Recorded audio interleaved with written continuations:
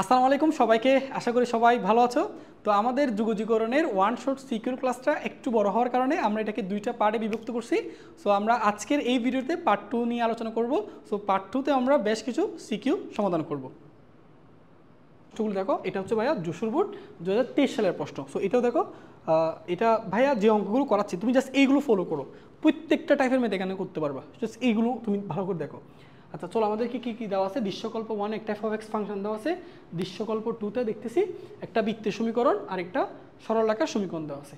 আচ্ছা চলো, এবার আমরা একটা একটা সমাধান করি। প্রথম প্রশ্ন কি বলছিল দেখো, প্রথম প্রশ্ন হচ্ছে ইন্টিগ্রেশন সাইন, দেখো সাইন কত এখানে 9x, তারপর সাইন 11x ইন্টু ডিএক্স, ঠিক আছে। তো এখানে দেখো, এটা সাইনটা দুইটার ভিন্ন ভিন্ন যদি কোণ হয় তাহলে এখানে আমরা 2 sin a sin b সূত্র দিতে পারি। 2 sin a sin b, sorry 2 sin a sin b সূত্র, বা এখানে লিখে দিচ্ছি 2 sin a sin b সূত্র হচ্ছে কি cos a minus b, a minus b minus cos a plus b। এই সূত্রটা আমরা এখানে অ্যাপ্লাই করব। তাহলে দুইটা যদি ভিন্ন ভিন্ন জাতীয় কোণের সাইন অনুপাত দেখি তখন 2 sin a into sin b সূত্র দিবে। ওকে, তাহলে আমরা এখানে a হিসেবে এটাকে কনসিডার করি বড় কোণটাকে, আর b হিসেবে এটাকে কনসিডার করি। তাহলে এখানে সূত্র দিতে যাও 2 sin a sin b, তাহলে এখানে একটা 2 লাগবে না, এখানে একটা 2 নিয়ে আসো, সামনে একটা বার হাফ দিয়ে সমাধান করে দাও। তো আসো এরপর দেখো ভাইয়া, হাফ থাকুক, এখানে সূত্র দিলে ভাইয়া দেখো 2 sin a sin b সূত্র cos a minus b, cos a minus b, তাহলে 11x minus 9x, তাহলে কত হচ্ছে 2x মাইনাস কস এ প্লাস বি। এই দুটো যোগ করলে কত হয় 11x আর 9x, তাহলে যোগ করলে হচ্ছে কত 20x।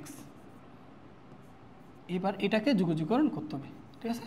তো দেখো হাফ কনস্ট্যান্টের সামনে এটাকে যুগজীকরণ করা সহজ। cos 2x-কে যুগজীকরণ করলে হচ্ছে sin 2x, এখানে x এর সহগ দিয়ে ভাগ করতে হবে মাইনাস, ঠিক আছে। আবার cos 20x-কে যুগজীকরণ করলে হচ্ছে sin 2x 20x, তারপর এখানে x এর সহগ দিয়ে ভাগ করতে, x এর সহগ কত 20, এটা দিয়ে ভাগ করা লাগবে, শেষে সমাকলন ধ্রুবক c, এটাই আনসার, ঠিক আছে। আশা করি বুঝতে পারছি, দেখো কত সহজ অঙ্ক, ঠিক আছে। এবার আসো আমরা এরপরের প্রশ্ন দৃশ্যকল্প ক এর আলোকে এটা নির্ণয় করতে পারছি। সো দেখো আমরা খ নম্বর যদি দেখি, এটা কত 0 থেকে 4, 0 থেকে 4। আচ্ছা f(x) dx, f(x) মানে এই যে এটা, তাহলে এটা হচ্ছে কোনটা দেখো তো 1 ডিভাইডেড বাই কত দেওয়া আছে 4 প্লাস এস স্কোয়ার পাওয়ার কত 3/2। আচ্ছা একটু বড় করে এটা লিখি, 4 plus x square 3 divided by 2 into dx, এটা না।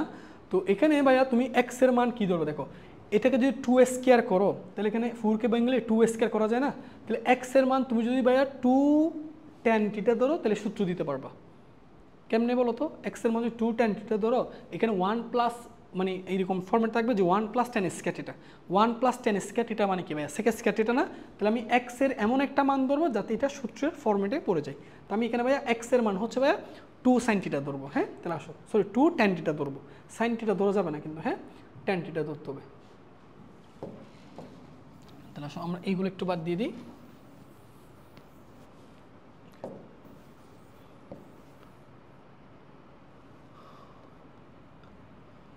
ওকে, আমরা তাহলে এখানে মনে করি এই পাশে লিখে দিই, হ্যাঁ এখানে লিখি, মনে করি x ইকুয়াল 2 tan থিটা। তাহলে উভয় পক্ষে যদি x এর সাপেক্ষে অন্তরীকরণ করে, এখানে 1 এপাশে যদি করলে 2 কনস্ট্যান্ট সামনে, tan থিটাকে করলে সেকেন্ড স্কয়ার থিটা, আর d থিটাকে যদি করো d থিটা বাই dx, তাহলে আড়াআড়ি গুণ করো তো কত থাকে dx equal 2 second square theta into d theta. এবার লিমিটটা একটু চেঞ্জ করতে হবে, হ্যাঁ লিমিটটা একটু অবশ্যই চেঞ্জ করতে হবে। তাহলে আমরা লিমিটটা এই জায়গায় একটু চেঞ্জ করে নিই বক্স করে, কারণ তুমি যখন এইরকম মনে করে ধরে নিবা অবশ্যই লিমিটগুলো চেঞ্জ করবা, লিমিট চেঞ্জ না করলে অঙ্ক কিন্তু ভুল হয়ে যাবে, ঠিক আছে। আচ্ছা আমাদের দেখো এক্স এর লিমিট দেওয়া ছিল, আমরা এখান থেকে থিটার লিমিট বের করব। ওকে, আচ্ছা এক্স এর লিমিট 0, আবার এক্স এর লিমিট কত 4। চলো এবার দেখি, এক্স এর লিমিট যদি 0 বসাও, তাহলে এক্স এর মান যদি 0 বসাও তাহলে দেখো এখানে tan থিটার মান 0, তাহলে tan থিটার মান যদি 0 হয়, থিটা ইন্টু tan ইনভার্স যদি 0 করো তাহলে তুমি 0 পাবা। আচ্ছা এরপর দেখো তুমি এক্স এর মান যদি 4 বসাও, ভাইয়া যদি 4 বসাও, এখানে যদি 2 দিয়ে কাটো, এখানে কি 2 না, তাহলে থিটার মান কত দাঁড়ায় tan ইনভার্স 2, তাহলে এখানে থিটার মান পাবা tan ইনভার্স 2। আশা করি বুঝতে পারছো, এক্স এর মানগুলো বসিয়ে থিটার মান বের করছি। এবার আমরা এই জায়গায় এবার বসাই দিই। দেখো এবার ভালো করে খেয়াল করো, তাহলে এখন আমি লিমিটটা বসাবো 0 থেকে কত পর্যন্ত বলো তো, tan ইনভার্স 2 পর্যন্ত, ঠিক আছে। আচ্ছা এবার দেখি 1 এই 4, আচ্ছা থাকুক, এটা 4 থাকুক, প্লাস এক্স মানে কি ভাইয়া 2 tan থিটা। আচ্ছা এখানে একটু কাজ করে দেখো, এই জায়গায় দেখো তো ভাইয়া, এখানে ডিএক্স আছে না উপরে, ডিএক্স এর পরিবর্তে কি বসানো যায় 2 sec square theta into d theta. এবার আসো এক্স এর জায়গায় কত বসো 2 tan, তাহলে এটাকে স্কয়ার করলে 4 tan স্কয়ার থিটা, তারপর পাওয়ার কত আছে এটা 3/2, ঠিক আছে। দেখো আমরা এই কালারটা নিই, তারপর দেখো এটা এখানে একটু এটাকে সাদা কালার করে দিই, লাল, এটা কি কালার যেন, এই যে। আচ্ছা তাহলে দেখো 0 থেকে কত tan ইনভার্স 2। এখন ভাই একটু খেয়াল করবা, উপরে এটা 2টা কনস্ট্যান্ট সামনে নিয়ে আসতেছি, এটা এখানে থাকবে sec square theta into d theta. দেখো এখানে 4টা যদি কমন নিয়ে নাও, তাহলে 4 যদি কমন নিয়ে নাও এরকম থাকে না 1 প্লাস tan স্কয়ার থিটা 3/2, ঠিক আছে। এবার এটা একটু সুন্দর করে দেখো, আমরা এই পাশে লিখি 0 থেকে tan ইনভার্স 2, এখানে 2, উপরে sec square theta D theta. দেখো এখানে বলো, এখানে দেখো তো ভাইয়া এরকম 4 1 প্লাস tan স্কয়ার থিটা মানে কি বলো, sec স্কয়ার থিটা না, sec স্কয়ার থিটা পাওয়ার কত আছে বলো 3/2, ওকে। আচ্ছা এরপর এখানে দেখো 2 0 থেকে tan ইনভার্স 2, ঠিক আছে। এবার খেয়াল করবো, ভালো করে বুঝো, এখানে আছে sec স্কয়ার থিটা। ভাইয়া এই 4 আর sec থিটার উপর 3/2 কি একসাথে আছে না, তাহলে 4 এর উপর পাওয়া যদি 3/2 দাও, আচ্ছা 1/2 মানে কত √4 না, √4 কে কত লেখা যায় 2, 2 এর উপর যদি কিউব করো তাহলে কত পাবা 8। আর দেখো sec স্কয়ার সাথে এই 2 আর এই 2 কাটা যায়, তাহলে এখানে কি থাকবে sec cube theta into d theta. আশা করি বুঝতে পারছো এটা। এখন দেখো এই 8 কে বাইরে নিয়ে আসলে 2/8 মানে কত 1/4, 0 থেকে tan ইনভার্স 2। এবার বলো sec, এখানে যদি কাটাকাটি করো sec স্কয়ার থিটা, এখানে sec স্কয়ার থিটা কাটা যায়, 1/sec থিটা মানে কি ভাইয়া cos থিটা না, cos theta into d theta 1/4। এখন তুমি এইটার মান জানো যে cos থিটাকে অন্তরিক যুগযুগনগুলো কি পাওয়া যায় sin থিটা। এবার আপার limit tan inverse 2, lower limit 0। এবার থিটার জায়গায় আপার লিমিট একবার লোয়ার লিমিট, তাহলে দেখো 1/4 sin থিটার জায়গায় একবার কি বসাবো বলো tan ইনভার্স 2 মাইনাস থিটার মান 0 বসালে এটা পুরোটা 0 হয়ে যাচ্ছে, ঠিক আছে। এবার দেখো আচ্ছা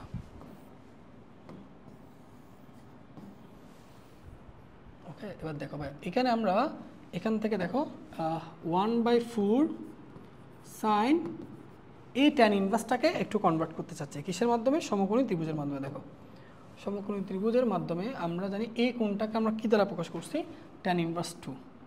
তো tan ইনভার্স 2 মানে কিসের অনুপাত আশা করি জানা আছে তোমাদের, tan ইনভার্স 2 মানে কি লম্ব বাই ভূমি। তাহলে এখানে ভূমির মান কত আছে 1, তাহলে লম্ব এই কোণের সাপেক্ষে লম্ব হচ্ছে 2, ভূমি হচ্ছে কত 1, তাই না। তাহলে অতিভুজ কত হবে √5। তাহলে এখন যদি এই কোণটাকে তুমি সাইন দিয়ে রিপ্লেস করতে চাও, তাহলে tan ইনভার্স না লিখে যদি সাইন ইনভার্স দিয়ে রিপ্লেস করতে চাও, তাহলে সাইন ইনভার্স মানে কি লিখতে হয় বলো তো, সাইন ইনভার্স মানে কি লম্ব বাই অতিভুজ, লম্ব বাই অতিভুজ। তাহলে লম্ব হচ্ছে কত 2, অতিভুজ হচ্ছে কত √5। ওকে দেখো সাইন ইনভার্স বাদ যায়, তাহলে এখানে 1/4 ইন্টু 2/√5। সো কাটাকাটি যদি করো তাহলে 1/2√5, এটাই আনসার। দেখো কত সহজ অঙ্ক, ঠিক আছে। এইটা ঘ নাম্বারটাও কমপ্লিট। এটা দেখলো এগুলো হচ্ছে যশোর বোর্ড আসামের, ঠিক আছে। আচ্ছা চলো এবার ঘ নাম্বারটা আমরা সমাধান করব। আচ্ছা ঘ নাম্বারটা সমাধান করার আগে আমরা একটু প্রশ্নটা পড়ব, প্রশ্নটা একটু পড়ে নাও সবাই, সরি।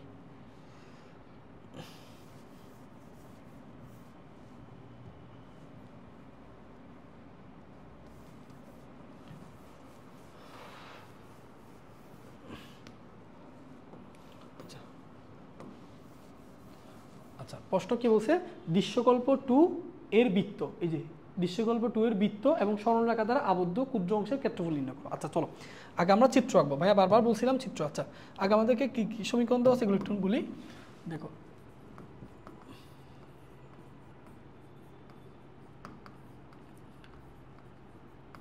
দেওয়া আছে তোমার একটা হচ্ছে কি বৃত্ত সমীকরণ দেওয়া আছে, হ্যাঁ, x square plus y square equal to কত 64। তাহলে এখান থেকে আমরা বলতে পারি না যার ব্যাসার্ধ, এই বৃত্তের ব্যাসার্ধ হচ্ছে কত বলতো 8, ঠিক আছে। আচ্ছা আরেকটা কি দেওয়া আছে y equal to 5, y equal to 5। এই বৃত্ত এবং এই রেখা দ্বারা আবদ্ধ ক্ষুদ্র অংশের ক্ষেত্রফল নির্ণয় করতে বলছে। চলো আমরা চিত্র আঁকি, তো আমরা এইটাকে বাদ দিয়ে দিব। আচ্ছা আমরা চিত্র আঁকবো, ওকে। আচ্ছা চিত্র আঁকার জন্য আমরা একটা এক্স অক্ষ সিলেক্ট করব। দেখো একটা এক্স অক্ষ, ভালো করে খেয়াল করবা, এটা ভালো করে খেয়াল করতে হবে। একটা এক্স অক্ষ আর একটা ওয়াই অক্ষ, ওকে। এই হচ্ছে এক্স অক্ষ ওয়াই অক্ষ। আচ্ছা আমরা প্রথমে বৃত্তটা আঁকবো, হ্যাঁ, এই বৃত্তের সমীকরণটা।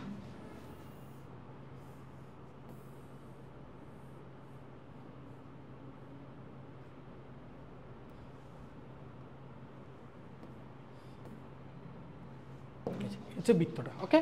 তাহলে আসো এই বৃত্তের ব্যাসার্ধ কত 8, তাই না? তাহলে ভাইয়া বলো বৃত্তের ব্যাসার্ধ যদি 8 হয় তাহলে তুমি তো বুঝতেছ এই যে এই কান থেকে, ভাইয়া বলো এই যে বৃত্তের ব্যাসার্ধ যদি 8 হয় তাহলে এই জায়গা থেকে এইটুকু পর্যন্ত ডিস্টেন্স কত 8, এই কান পর্যন্ত এইটুকু ডিস্টেন্স কত 8, তাহলে এই কেন্দ্র থেকে পৃষ্ঠ পর্যন্ত সব দিকে ডিস্টেন্স কত 8। আচ্ছা তাহলে বৃত্ত আঁকা শেষ। এবার আসো, এবার আমরা ওই যে সরল রেখাটা কি। আচ্ছা ওয়াই ইকুয়াল টু 5 বুঝতেছো? আচ্ছা আমরা একটু সমীকরণগুলো দিয়ে নিই এখানে। এটা ভাইয়া এক্স অক্ষ আর এটা হচ্ছে ওয়াই অক্ষ। আচ্ছা ওয়াই ইকুয়াল টু 5 এটা বুঝতেছো, এটা কার সমান্তরাল সরলরেখা? এক্স অক্ষের। এক্স অক্ষের সমান্তরাল রেখা উপরে হইতে পারে নিচে হইতে পারে, প্রশ্ন হচ্ছে ভাই কোন দিকে হবে? ওয়াই ইকুয়াল টু 5 পজিটিভ মান না, তাহলে উপরের দিকে। তাহলে এই যে আমাদের এই হচ্ছে সরলরেখাটা, ঠিক আছে।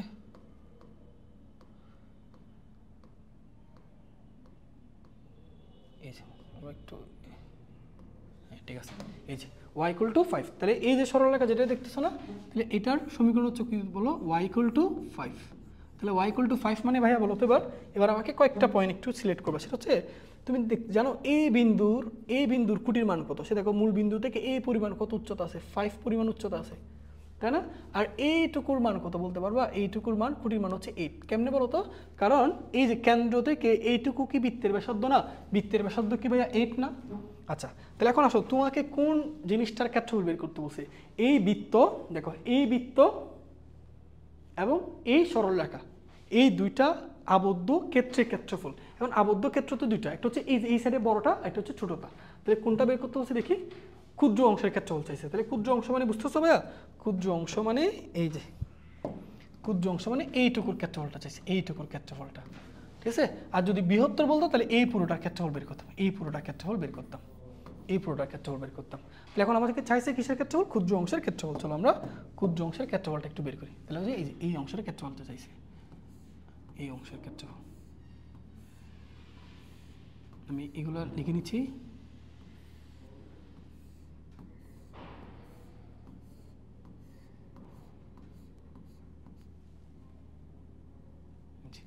এই অংশের ক্ষেত্রফল চাইছে, ঠিক আছে। এখন আসো কীভাবে করবো, ভালো করে ঠান্ডা মাথায় চিন্তা করবা, ঠান্ডা মাথায় চিন্তা করো। দেখো তাহলে তুমি কি ভালো করে খেয়াল করো, ওই যে আগের মতো এগুলো কত সহজ অঙ্ক তুমি দেখো ভাইয়া। এই যে তুমি আগের মতো এই অংশের দেখো, এই যে এই অংশের ক্ষেত্রফলটা বের করবা, এই অংশের ক্ষেত্রফলটা বের করবা, এই অংশের ক্ষেত্রফল আর এই অংশের ক্ষেত্রফল সেম। তো আমি এই অংশের ক্ষেত্রফল বের করব, এই ক্ষেত্রফলটা বের করে সেটাকে 2 দ্বারা গুণ করলে পুরোটা ক্ষেত্রফল চলে আসবে। এখন প্রশ্ন হচ্ছে ভাইয়া দেখো তো এই যে আবদ্ধ ক্ষেত্রটা তৈরি হয়েছে কার সাথে? ওয়াই অক্ষের সাথে না? কার সাথে? ওয়াই অক্ষের সাথে। কথাগুলো বুঝো। তাহলে কার সাথে? ওয়াই অক্ষের সাথে। তার মানে আমি যে এই যে বৃত্তের যে সমীকরণ দেখতেছো, এই বৃত্তের সমীকরণটা দেখো, এই বৃত্তটা ওয়াই অক্ষের সাথে এতটুকু অংশ কি করছে? আবদ্ধ করছে। তাহলে এইটুকুর ক্ষেত্রফলটা বের করব। তাহলে এইটুকুর ক্ষেত্রফলটা সে কার সাথে উৎপন্ন করছে? ওয়াই অক্ষের সাথে। তাহলে তোমাকে কার সাপেক্ষে যুগযুগকরণ করতে হবে? ওয়াই সাপেক্ষে যুগযুগকরণ করতে হবে। তাহলে ওয়াইয়ের সাপেক্ষে যুগযুগকরণ করলে তোমাকে ডেফিনেটলি ওয়াইয়ের লিমিট বসাতে হবে। আচ্ছা ওয়াইয়ের লিমিট কি দেখো না? আমি যদি বলি ভাই এইখান থেকে আমি এই পুরোটার ক্ষেত্রফল চাচ্ছি, এই পুরোটার ক্ষেত্রফল, তাহলে এখানে ওয়াইয়ের লিমিট কত দেখো? আমি এই যে এইটুকু পর্যন্ত ক্ষেত্রফল চাচ্ছি, এই পুরোটা, এই পুরোটা, এই পুরোটা। তাহলে এখানে দেখো ওয়াইয়ের মান হচ্ছে কত? আমি ওয়াইয়ের মান বিন্দু 5 থেকে y এর বিন্দু কত পর্যন্ত 8 পর্যন্ত, এই পুরোটার ক্ষেত্রফল আছে, এই পুরোটার ক্ষেত্রফল। তাহলে y এর লিমিট কত 5 থেকে শুরু করে কত পর্যন্ত 8 পর্যন্ত। তাহলে y এর লিমিট বসাচ্ছি কেন, y এর সাপেক্ষে যুগযুগকরণ করতেছি। y এর সাপেক্ষে কেন যুগযুগকরণ করতেছি, কারণ আমার এই বৃত্তটা আবদ্ধ যে ক্ষেত্রটা সেটা y অক্ষের সাথে উৎপন্ন করছে, এই জন্য y এর সাপেক্ষে যুগযুগকরণ করতেছি। আশা করি বুঝতে পারছো। এখন y এর সাপেক্ষে যুগযুগকরণ যদি করো তাহলে এই বৃত্তের সমীকরণ থেকে তোমাকে যেন কার মান বের করতে হয়, x এর মান। ওকে, আর যদি x অক্ষের সাপেক্ষে যুগযুগকরণ করো তখন সমীকরণ থেকে y এর মান বের করবা। ঠিক আছে, তা চলো এবার আমরা করে ফেলি। অত্যন্ত সহজ এগুলো, কোডিং না। তাহলে আবদ্ধ, আচ্ছা এখান থেকে তাহলে আমাদের কার মান বের করতে হবে, x এর মান। চলো আমরা এখান থেকে x এর মানটা একটু বের করে ফেলি। হ্যাঁ, তাহলে s square equal to 64 minus y square. তো বর্গমূল করলে x equal plus minus root over 64 minus y square. Clear ভাইয়া? একটু মনোযোগ দিয়ে খেয়াল করবে এগুলো। ওকে, তাহলে আমি এখান থেকে x এর মান কেন বের করতেছি, কারণ আমি y এর সাপেক্ষে যুগযুগকরণ করব। তো y এর সাপেক্ষে যুগযুগকরণ করলে সমীকরণ থেকে x এর মান বের করবা। ঠিক আছে, আর যদি x অক্ষের সাপেক্ষে যুগযুগকরণ করো তখন সমীকরণ থেকে y এর মান বের করবা। এগুলো মাথায় রাখো। তাহলে এখান থেকে আমি y x এর কেমন মান নিব, পজিটিভ। কেন বলো, এটা প্রথম চতুর্ভাগে না, প্রথম চতুর্ভাগে বুঝ করি কি পজিটিভ, এই জন্য x এর মান পজিটিভ নিব 64 মাইনাস ওয়াই স্কয়ার। আচ্ছা এবার আসো, আবদ্ধ ক্ষুদ্রতর অংশের ক্ষেত্রফল। তাহলে আবদ্ধ ক্ষুদ্র অংশের ক্ষেত্রফল বুঝো ভাই। দেখো আমি এইটুকুকে, এই অংশটুকুকে যুগযুগকরণ করবো। দেখো আমার উদ্দেশ্য হচ্ছে আমি এই যে দেখো এইটুকু অংশকে যুগযুগকরণ করবো, এইটুকু অংশকে, এই যে এইটুকু অংশের ক্ষেত্রফল বের করতে চাচ্ছি, তাহলে এইটুকু অংশকে যুগযুগকরণ করবো। আচ্ছা এখন প্রশ্ন হচ্ছে আমি কার সাপেক্ষে যুগযুগকরণ করবো, y এর সাপেক্ষে। এই জন্য দেখো আমি y এর সাপেক্ষে যুগযুগকরণ করবো, এই জন্য এখানে dy লিখে দিব। ঠিক আছে, 2y। এখন প্রশ্ন হচ্ছে ভাই y এর সাপেক্ষে কেন যুগযুগকরণ করতেছো, y এর সাপেক্ষে কেন যুগযুগকরণ করতেছো, কারণ আবদ্ধ এরিয়াটা উৎপন্ন হয়েছে y এর সাথে, এই জন্য y এর সাপেক্ষে যুগযুগকরণ করবা। প্রশ্ন হচ্ছে আমি কাকে যুগযুগকরণ করবো, বলো এই আবদ্ধ এরিয়াটা উৎপন্ন করছে কি, বৃত্ত। তাহলে বৃত্তের সমীকরণকে যুগযুগকরণ করবা। সো বৃত্তের সমীকরণে এখানে কার মানকে যুগযুগকরণ করবো, y এর সাপেক্ষে যখন যুগযুগকরণ করবা তখন x এর মান বসাইতে হবে, যেখানে লিখবা x। ঠিক আছে, আর যদি x অক্ষের সাপেক্ষে যুগযুগকরণ করো, x অক্ষের সাপেক্ষে যুগযুগকরণ করো তখন সমীকরণের y এর মান বসাবা। এখন লিমিটটা তুমি কার সাপেক্ষে যুগযুগকরণ করতেছো, y এর সাপেক্ষে, তাহলে y লিমিট দেখো তুমি এইটুকু অঞ্চলের ক্ষেত্রফল বের করতে চাচ্ছ, তাহলে কতটুকু থেকে কতটুকু অঞ্চল, 5 থেকে 8 অঞ্চল, তাহলে 5 থেকে 8। ওকে, এবার আসো, তুমি তো এইটার ক্ষেত্রফল পাইছো, তোমাকে তো পুরোটার ক্ষেত্রফল চাইছে, তাহলে কত দ্বিগুণ করবা, 2 দিয়ে। অঙ্ক হয়ে গেছে। দেখো ভাইয়া 2 5 থেকে 8। এবার আসো এই যে x এর মান এখান থেকে বসাও, root over 64 minus y square into dy. এখন এটা একেবারে সহজ, তোমাদের এই ধরনের যুগযুগকরণ ভাইয়া শিখাইছি। দেখো সূত্র দিয়ে দিবা, মডুলাস x/2, তাহলে এখানে কী হবে y/2 root over 64 minus y square plus a square by 2। a square মানে কত, 60, 64/2 সাইন ইনভার্স x/a। এখানে x মানে কি, y/a। a মানে কত, a মানে হচ্ছে 8 ডিভাইড, এখানে আপার লিমিট 8, লোয়ার লিমিট 5। ঠিক আছে, এবার আসো আমরা এই জায়গায় করি, তাহলে 2। এবার আমরা এই জায়গায় একবার আপার লিমিট বসাবো আর একবার লোয়ার লিমিট। চলো আপার লিমিট বসাই। আপার লিমিট যদি বসাও ভাইয়া, এখানে যদি 8 বসাও, y এর মান যদি 8 বসাও, এই পুরোটা শূন্য হবে। এখানে যদি y এর মান 8 বসাও তাহলে এটা হবে সাইন ইনভার্স, আচ্ছা 64/2 32। আচ্ছা 64 divided by 2 into sine inverse, এখানে হচ্ছে 1, কারণ এই যে এটা কাটা যাবে তাই না। তাহলে এটা হচ্ছে তোমার, আমি যদি ক্যালকুলেশন করি, আমরা এখানে একটা কাজ করি, 64 তো ডিভাইডেড বাই 2 ইন্টু এখানে তোমার থাকবে ভাইয়া সাইন 1, তাহলে সাইন ইনভার্স 1 মানে কত, π/2, তাহলে π/2, তাহলে তোমার π/2 থাকলে উপরে হবে 64/5 60, আর এখানে 2, আর এই 2 গুণ হয় 2 2 4। ঠিক আছে, গেল। এটা তো আপার লিমিট বসাইছো, মাইনাস এবার লোয়ার লিমিট বসাও। লোয়ার লিমিট কত, 5, তাহলে আসো এখানে বসাই 5/2 রুট ওভার 64 মাইনাস 25, তাহলে হচ্ছে 5 রুট ওভার 39 ডিভাইডেড বাই 2, তারপর প্লাস এখানে যদি 5 বসাও তাহলে তোমার, আমি এই জায়গায় করি একটু, তাহলে 5 বসালে এখানে হচ্ছে তোমার 64/2 সাইন ইনভার্স y এর মান 5 আর নিচে 8, ঠিক আছে। ওকে, এবার আসো, এবার 2 দিয়ে সবগুলোকে গুণ করে দাও। তাহলে গুণ করলে কত হবে? এখানে তুমি যদি গুণ করো তাহলে এটা কাটবে 2, 64/2 করলে এখানে 32 পাই, মাইনাস এই 2 কাটবে 5√39 প্লাস এই 2 কাটবে 64 সাইন ইনভার্স 5/8 বর্গ একক। এটাই আনসার, দেখছো কত সহজ অঙ্ক।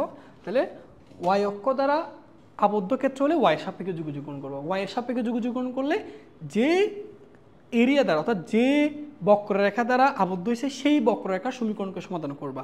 যখন y এর সাপেক্ষে যুগযুগণ করবা তখন ওই বক্ররেখার সমীকরণের x এর মান বের করে নিয়ে আসবা, ঠিক আছে।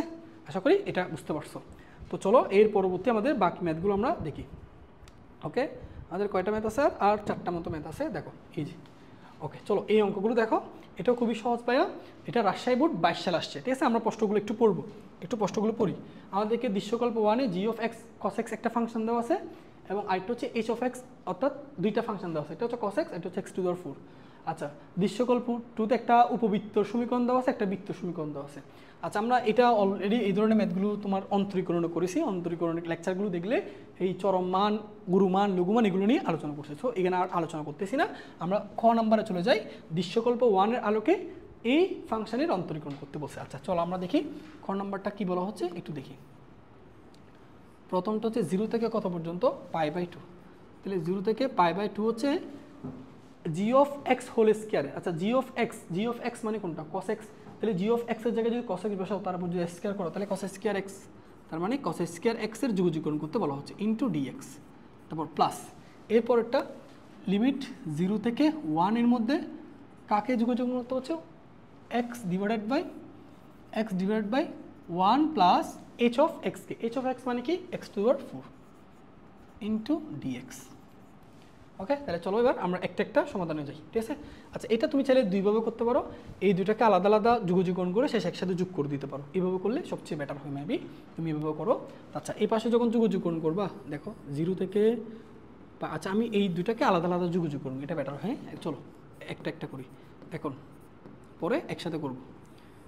0 থেকে π/2 কাকে যুগযুগণ করবা? cos square x into dx। তো cos square x, sin square x এই ধরনের যুগযুগণ থাকলে সূত্র দেওয়া লাগে, তাই না? সূত্রের জন্য কি লাগবে? 2। তো সমাধান করার জন্য সামনে একটা হাফ লিখে দিলাম। তো আসো এরপর দেখো হাফ, দেখো এটা হচ্ছে 0 থেকে π/2। তো 2 cos স্কয়ার x এর সূত্র আমরা জানি 1 plus cos 2x into dx, ঠিক আছে। এবার আসো হাফ সামনে, এটার যুগযুগকরণ 1 এর যুগযুগকরণ কি? 1 এর যুগযুগকরণ হচ্ছে x, জানো। তারপর প্লাস cos x এর যুগযুগকরণ কি? cos x এর যুগযুগকরণ হচ্ছে sin 2x। এবার x এর সহগ দিয়ে ভাগ কত? x এর সহগ কত? 2 দিয়ে ভাগ, আপার লিমিট π/2, লোয়ার লিমিট 0। তো হাফ, একবার আপার লিমিট বসাবো, একবার লোয়ার লিমিট। আপার লিমিট কত বসাবো বলো?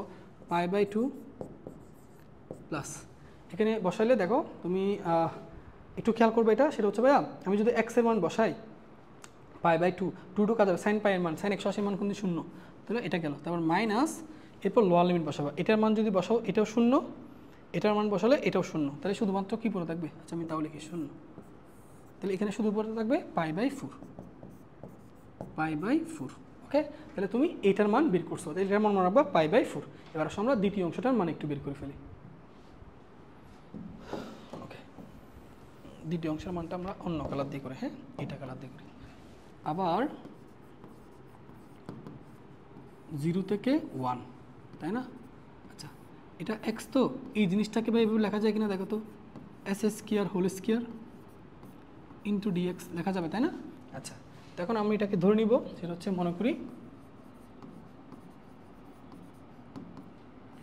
s² কে z ধরে নেব। অন্তরীকরণ করলে 2x dx ইকুয়াল dz। তাহলে dx এর মান কত লেখা যায়? dz/2। সো লিমিটটা একটু পরিবর্তন, লিমিট তো সেম থাকবে, হ্যাঁ তুমি লিমিটটা সেম থাকবে। দেখো আমি তোমাকে এখানে বুঝাই দিচ্ছি, তাহলে দরকার হলে একটা বাক্স করে ফেলি, সমস্যা নাই। দেখো লিমিটটা অবশ্যই এরকম ম্যাথগুলো যখন ধরে নিবা অবশ্যই লিমিটগুলো চেঞ্জ করবা, এগুলো যাতে না বলো।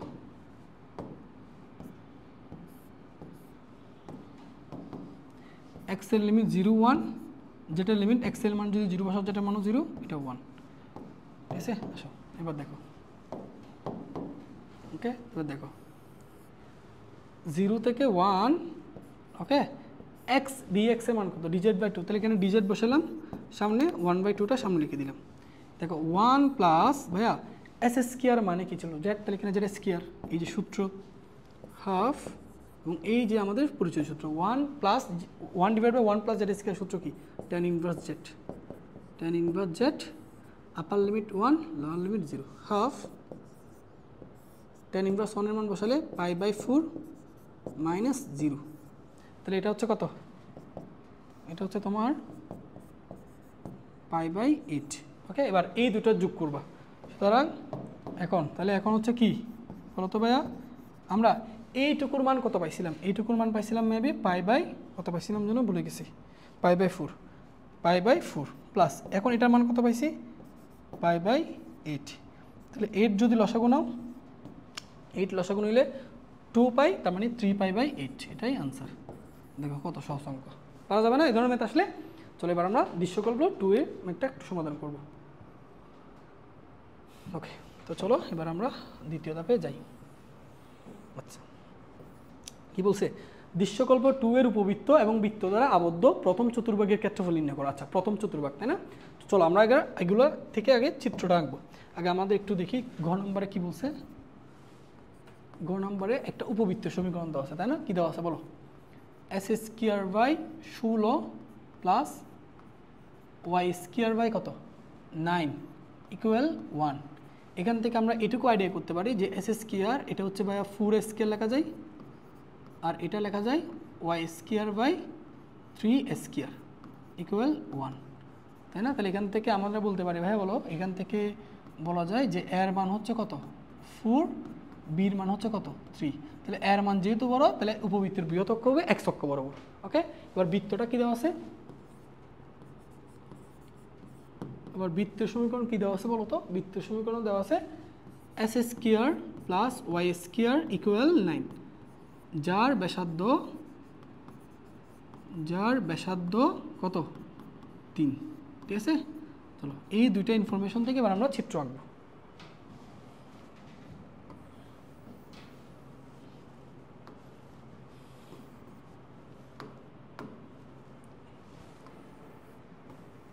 আসো চিত্রটা আঁকি, দেখো। তাহলে আমরা প্রথমে একটা x অক্ষ অঙ্কন করবো, ভালো করে বুঝো। এই হচ্ছে x অক্ষ,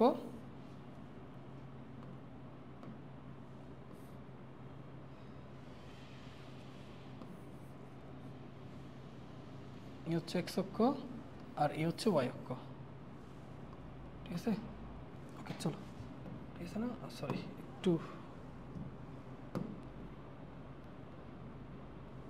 ওকে। এবার আসো প্রথম আমরা উপবৃত্তটাকে, হ্যাঁ উপবৃত্তটা হলুদ কালার দিয়ে লিখতেছি। উপবৃত্তটা দেখো, উপবৃত্তটা কী রাখবো আমি, কি x বৃহৎ অক্ষ x অক্ষ বড় রাখবো নাকি y অক্ষ বড় রাখবো, সেটা হচ্ছে তুমি সমীকরণ থেকে বলো। এখানে এর মান বড়, তাহলে বৃহৎ অক্ষ হচ্ছে x অক্ষ এই বরাবর, এই হচ্ছে আমাদের উপবৃত্তটা, এই হচ্ছে উপবৃত্ত, ঠিক আছে। তাহলে বলো এই উপবৃত্ত থেকে আমরা এটুকু সিদ্ধান্ত নিতে পারি ভাইয়া, এই উপবৃত্ত থেকে এটুকু সিদ্ধান্ত নেওয়া যাবে, এইখানে মানটা কত ভাইয়া বলো, এখানে মান হচ্ছে 0 কেন্দ্র, এটা x অক্ষ, এটা কি অক্ষ y অক্ষ। তাহলে বলো এই যে এই কেন্দ্র থেকে x অক্ষ বড় দূরত্ব, এটা কি এ না, সেই এর মান কত দেওয়া আছে 4। তাহলে এই বিন্দুর x এর মান হচ্ছে কত 4, তাহলে 0 থেকে এই পর্যন্ত এটা হচ্ছে 4। আচ্ছা এবার আসো বৃত্ত রাখবো, এই কালার দিয়ে। বৃত্তের ব্যাসার্ধ কত বলো তো 3, তাহলে 3 হলে এই বৃত্তটা কিন্তু এটার বাইরে যাবে না, এটা ভিতরে থাকবে। তাহলে এই বৃত্তটা মনে করো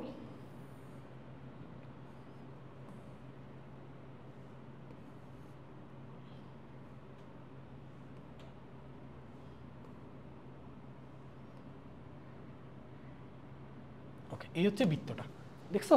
তাহলে আসো বৃত্তটা, তাহলে বৃত্তের ক্ষেত্রে দেখো তো ভাইয়া, বৃত্তের ক্ষেত্রে তুমি এইখানে বলতে পারবা এইটা হচ্ছে 0।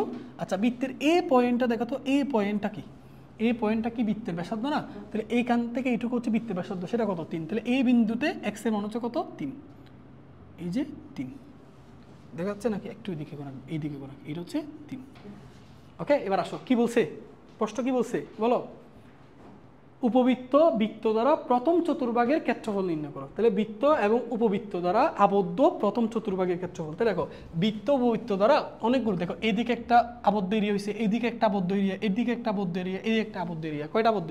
দুইটা হয়েছে। তাহলে আবদ্ধ এরিয়া বলতে আমাকে প্রথম চতুর্ভাগের ক্ষেত্রফল চাইছে। তাহলে প্রথম চতুর্ভাগ বলতে এই যে এইটুকুর ক্ষেত্রফল, এই যে এইটুকু অঞ্চলের ক্ষেত্রফল। এটা কোন অক্ষ দ্বারা আবদ্ধ হয়েছে বলো তো? এক্স অক্ষ দ্বারা। এই যে এক্স অক্ষ দ্বারা আবদ্ধ হয়েছে। তো কিভাবে করবো দেখো, কিভাবে করবো দেখো, এইটুকুর ক্ষেত্রফল কেমনি বের করবো দেখো, তোমাকে আমি বুঝাই। দেখো ভাই, প্রথমত আমরা যে কাজটা করতে পারি সেটা হচ্ছে, দেখো আমি এইখান থেকে ধরে দেখো তো উপবৃত্তের আবদ্ধ উপবৃত্ত দ্বারা এক্স অক্ষের এই যে আবদ্ধ উপবৃত্তটা, এই যে উপবৃত্তটা এক্স অক্ষের সাথে যে ক্ষেত্রফলটা উৎপন্ন করছে, সেইটার যে এরিয়াটা উৎপন্ন করছে, এই পুরোটার ক্ষেত্রফল বের করা যাবে না? এই পুরোটা হচ্ছে কোনটা দ্বারা আবদ্ধ ক্ষেত্রের ক্ষেত্রফল? উপবৃত্ত দ্বারা। তার মানে এই উপবৃত্তের সমীকরণকে এক্সের সাপেক্ষে যুগযুগন করতে হবে। প্রশ্ন হচ্ছে কেন ভাই এক্সের সাপেক্ষে যুগযুগন করবা? কারণ এই উপবৃত্তটা ভাইয়া যে ক্ষেত্রটা উৎপন্ন করছে সেটা হচ্ছে কোন অক্ষের সাথে উৎপন্ন করছে ভাই? এক্স অক্ষের সাথে না। তাহলে আমি প্রথমটা হচ্ছে এখানে কার ক্ষেত্রফলটা বড়? উপবৃত্ত দ্বারা আবদ্ধ ক্ষেত্রের ক্ষেত্রফলটা বড়। তাহলে প্রথমে উপবৃত্ত দ্বারা আবদ্ধ ক্ষেত্রের ক্ষেত্রফলটা বের করবো। কার সাপেক্ষে? এক্সের সাপেক্ষে। তাহলে এক্সের সাপেক্ষে যখন যুগযুগকরণ করবা, উপবৃত্তের সমীকরণ থেকে তোমাকে কার মান বের করতে হবে? ওয়াই এর মান। ক্লিয়ার? এবং লিমিটটা বসাইতে হবে এক্সের। দেখো আমি যখন এই পুরো অঞ্চলের ক্ষেত্রফলটা চাচ্ছি, তখন আমি এক্সের মান কত থেকে কতর মধ্যে নিব? দেখো 0 থেকে 4 এর মধ্যে নিব। লিমিট 0 থেকে 4 এর মধ্যে। তাহলে এই হচ্ছে পুরোটা হচ্ছে উপবৃত্ত দ্বারা আবদ্ধ এরিয়ার ক্ষেত্রফল। এরপর আমরা কি করব? দেখো এরপর হচ্ছে বৃত্ত দ্বারা আবদ্ধ ক্ষেত্রের ক্ষেত্রফল বের করবো। বৃত্ত দ্বারা, দেখো ভাইয়া এই যে বৃত্ত হচ্ছে এই যেটা, দেখো তাহলে বৃত্ত দ্বারা আবদ্ধ ক্ষেত্রের ক্ষেত্রফল কি ভাইয়া? এইটুকু না? তাহলে এটা হচ্ছে বৃত্ত দ্বারা আবদ্ধ ক্ষেত্রের ক্ষেত্রফল। কোন অক্ষের সাথে? এক্স অক্ষের সাথে। এবং লিমিটটা কত নিব বলো? 0 থেকে কার মধ্যে? 3 এর মধ্যে। 0 থেকে 3 এর মধ্যে। তাহলে এই ক্ষেত্রফলটা যদি তুমি বের করো, তাহলে এই ক্ষেত্রফলটা হচ্ছে কার দ্বারা বলো তো? বৃত্ত দ্বারা আবদ্ধ ক্ষেত্রের ক্ষেত্রফল। আচ্ছা দেখো, তাহলে পুরোটা হচ্ছে কার? পুরোটা হচ্ছে উপবৃত্ত দ্বারা আবদ্ধ ক্ষেত্রের ক্ষেত্রফল। সেখান থেকে বৃত্ত দ্বারা আবদ্ধ ক্ষেত্রের ক্ষেত্রফলটা যদি মাইনাস করে দাও, মাঝখানের অংশটুকু পেয়ে যাচ্ছ না? সহজ না? আচ্ছা চলো, তাহলে বুঝে গেছো? এইটুকু আশা করি ক্লিয়ার। তুমি চাইলে ওয়াই অক্ষ দূর করতে পারো। এটা দেখো, এটা কিন্তু ওয়াই অক্ষের সাথেও এরিয়া উৎপন্ন করছে। ওয়াই অক্ষ দূর করা যায়। ওয়াই অক্ষ দূর করো, এক্স অক্ষ দূর করো, সেম রেজাল্ট পাবা। ক্লিয়ার? আচ্ছা তো আসো, আমি যখন এক্স অক্ষ ধরে করবা, এক্সের সাপেক্ষে যুগযুগকরণ করবা, এক্সের লিমিট বসাবা। ওয়াই অক্ষ দ্বারা যদি ওয়াই অক্ষের সাথে যদি আবদ্ধ ক্ষেত্রের ক্ষেত্রফল বের করো, ওয়াই এর সাপেক্ষে যুগযুগকরণ করতে হবে, ওয়াই এর লিমিট বসাইতে হবে। এটুকু পার্থক্য। আচ্ছা চলো আমরা প্রথমে, তাহলে আমরা ভাইয়া কার সাপেক্ষে যুগযুগকরণ করবো? এক্সের সাপেক্ষে। তাহলে এক্সের সাপেক্ষে প্রথমে আমি উপবৃত্তের সমীকরণকে যুগযুগকরণ করবো, তারপর এক্সের সাপেক্ষে বৃত্তের সমীকরণকে যুগযুগকরণ করবো, তারপর বড়টার ক্ষেত্রফল থেকে ছোটটার ক্ষেত্রফল মাইনাস করে দিলে মাঝখানের ক্ষেত্রফলটা পেয়ে যাবা। এখন তুমি যখন এক্সের সাপেক্ষে যুগযুগকরণ করবা সমীকরণগুলোকে, ওইখান থেকে তোমাকে কার মান বের করতে হবে? ওয়াই এর মান। চলো আমি এখান থেকে ওয়াই এর মান বের করে ফেলি। হ্যাঁ, তা আসো এখন দেখো এখান থেকে ওয়াই এর মান আমরা বের করি। দেখো y square divided by 9 equal 1 minus S square by 16। এখান থেকে দেখো y square divided by 9 equal 16 যদি লসাগু নাও তাহলে 16 মাইনাস এস স্কোয়ার। তাহলে এখান থেকে ওয়াই স্কোয়ারের মান কত থাকে ভাইয়া? 9/16 মাইনাস এস স্কোয়ার। বর্গমূল করলে কত হবে? Y equal plus minus, but আমরা এখানে প্লাস মাইনাস দিব না। কেন দিব না? কারণ এগুলো হচ্ছে দেখো সবগুলো প্রথম চতুর্ভাগে ওয়াই এক্স পজিটিভ, এই জন্য। তাহলে বর্গমূল করলে এখানে হবে 3 আর এখানে হবে 4√16 মাইনাস এস স্কোয়ার। এই যে তুমি একটা এরিয়া বের করছো, এই যে। তাহলে এটা হচ্ছে ভাইয়া এটা হচ্ছে উপবৃত্তের সমীকরণের ওয়াই। তাহলে এই উপবৃত্তের সমীকরণের ওয়াইকে আমরা y1 দ্বারা প্রকাশ করতেছি। তাহলে এটাকে আমরা ভাইয়া এই জিনিসটাকে আমরা কি দ্বারা প্রকাশ করতেছি? y1 দ্বারা। ঠিক আছে, এবার সেকেন্ড লাইনে তোমাদেরকে বৃত্তের সমীকরণ থেকে ওয়াই বের করতে হবে। হ্যাঁ, তাহলে ওয়াই কেন বের করতেছি? এক্স সাপেক্ষে যুগযুগকরণ করতেছি, এই জন্য। আচ্ছা এখান থেকে দেখো x square plus y square equal 9। তাহলে এখান থেকে ওয়াই স্কোয়ার ইকুয়াল টু কত লেখা যাবে? 9 মাইনাস এস স্কোয়ার। সো বর্গমূল করলে প্লাস মাইনাস দিব না, √9 মাইনাস এস স্কোয়ার। এই যে, ঠিক আছে, এইটাকে আমরা এই বৃত্তের সমীকরণের ওয়াইটাকে আমরা y2 দ্বারা প্রকাশ করব। এটাকে y2 দ্বারা প্রকাশ করব। ক্লিয়ার? এটুকু আশা করি তোমাদের কাছে ব্যাপারটা ক্লিয়ার হয়েছে। ওকে ভাইরা, তাহলে এখন প্রশ্নগুলো বুঝো। তাহলে এখন আমি এখানে তুমি যদি ওয়াই অক্ষ দ্বারা আবদ্ধ এরিয়ার ক্ষেত্রফল উৎপন্ন করো, তখন ওয়াই এর সাপেক্ষে যুগযুগন করলে সমীকরণ থেকে এক্স এর মান বের করে নিয়ে আসবা। ওকে, এখন আসো। তাহলে আমি প্রথমে তো বলছিলাম আমরা প্রথমত হচ্ছে যে কাজটা করব, আমরা এই উপবৃত্তটা অন্য কালার নেই, এই উপবৃত্তটা আবদ্ধ এক্স অক্ষের সাথে যে আবদ্ধ এরিয়াটা উৎপন্ন করছে তার ক্ষেত্রফলটা বের করি, এই পুরোটার ক্ষেত্রফল। তাহলে এই পুরোটার ক্ষেত্রফল বের করবো হচ্ছে এই উপবৃত্ত দ্বারা। তাহলে আমি লিমিটটা নিব হচ্ছে এক্সের সাপেক্ষে। তাহলে এক্সের সাপেক্ষে দেখো এক্সের লিমিট 0 থেকে কতর মধ্যে নিব, 4 এর মধ্যে। এইটুকু অঞ্চলের পর্যন্ত আমি ক্ষেত্রের ক্ষেত্রফলটা চাচ্ছি। তাহলে আমি কার সমীকরণকে যুগযুগকরণ করব? উপবৃত্তের সমীকরণকে। কার সাপেক্ষে যুগযুগকরণ করব? এক্সের সাপেক্ষে। কাকে যুগযুগকরণ করব? ওয়াইকে। এই জন্য উপবৃত্তের সমীকরণ থেকে ওয়াইকে বের করে নিয়ে আসছি। ঠিক আছে, চলো এবার আমরা এখানে করি। তাহলে আসো, এখন দেখো, এখন আবদ্ধ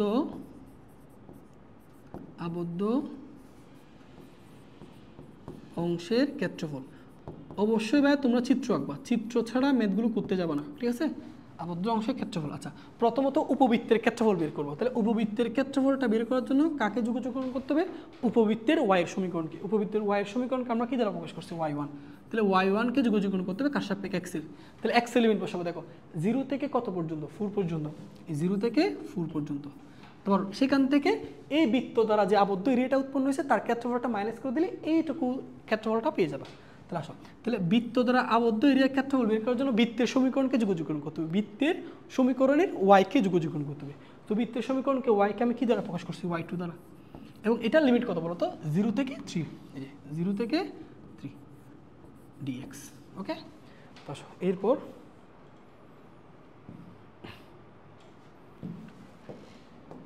আচ্ছা আমরা এগুলো একটু মুছি।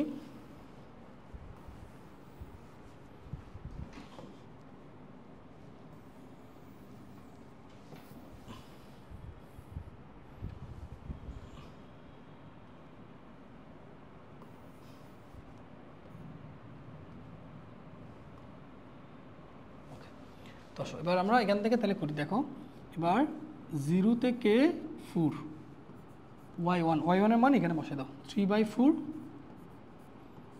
√16 minus s square into dx minus 0 থেকে 3 y2 মান হচ্ছে √9 minus s square into dx। আচ্ছা, তো এইটুকু এবার বাদ যাক। এবার এটা যুগযুগ করো, আমরা সবাই পারি। হ্যাঁ, তাহলে 3/4টাকে সামনে নিয়ে আসতেছি। দেখো 3/4টাকে সামনে নিয়ে আসতেছি, এই জিনিসটাকে যুগযুগকরণ করব। হ্যাঁ, এটাকে যুগযুগকরণ পারি, সেটা হচ্ছে x/2 √16 minus s square plus a স্কয়ার/2, a square মানে হচ্ছে 16 /2 সাইন ইনভার্স x/a, a মানে হচ্ছে 4। ঠিক আছে, আপার লিমিট 4, লোয়ার লিমিট 0 মাইনাস। এবার আসো এটা সূত্র যদি দিতে যাও, এখানেও সেম সূত্র, s square x/2 √9 minus s square plus a স্কয়ার/2 তার মানে 9/2 sign inverse x/a, sign inverse x/a, a মানে 3, আপার লিমিট 3, লোয়ার লিমিট 0। ঠিক আছে, এবার আসো এবার আমরা বসাই এখানে। দেখো 3/4 আপার লিমিট বসাচ্ছি। হ্যাঁ, তো বাংলা করে বুঝো, আপার লিমিট যদি বসাও এটা 0 হবে, 4 কাটলে সাইন ইন, এখানে কাটলে হচ্ছে 8 থাকবে, 8 এখানে হবে π/2। তো 8π/2কে আমি 8π/2কে চাইলে 4π লেখা যায়। ঠিক আছে, আমি একটু দাঁড়াও। তাহলে এই যে আমি এটার মান 4 বসাই, এখানে কি পাচ্ছি? এটা পাচ্ছি 0, এখানে সাইন ইনভার্স 4 কাটলে 1, তাহলে 16কে 2 দিয়ে ভাগ করলে 8, এখানে থাকতেছে π/2, তাহলে π/2কে তাহলে 4π। ওকে, তারপর মাইনাস এটার মান 0 বসালে এটাও 0, এটাও 0, শেষ। ঠিক আছে, আচ্ছা তারপর মাইনাস এটার মধ্যে খেয়াল করো, এখানে যদি x এর মান 3 বসাও তাহলে এটা 0 হবে, এখানে যদি x এর মান বসাও তাহলে তোমার এখানে তো 3 π/2, তাহলে 9π/4, 9π/4।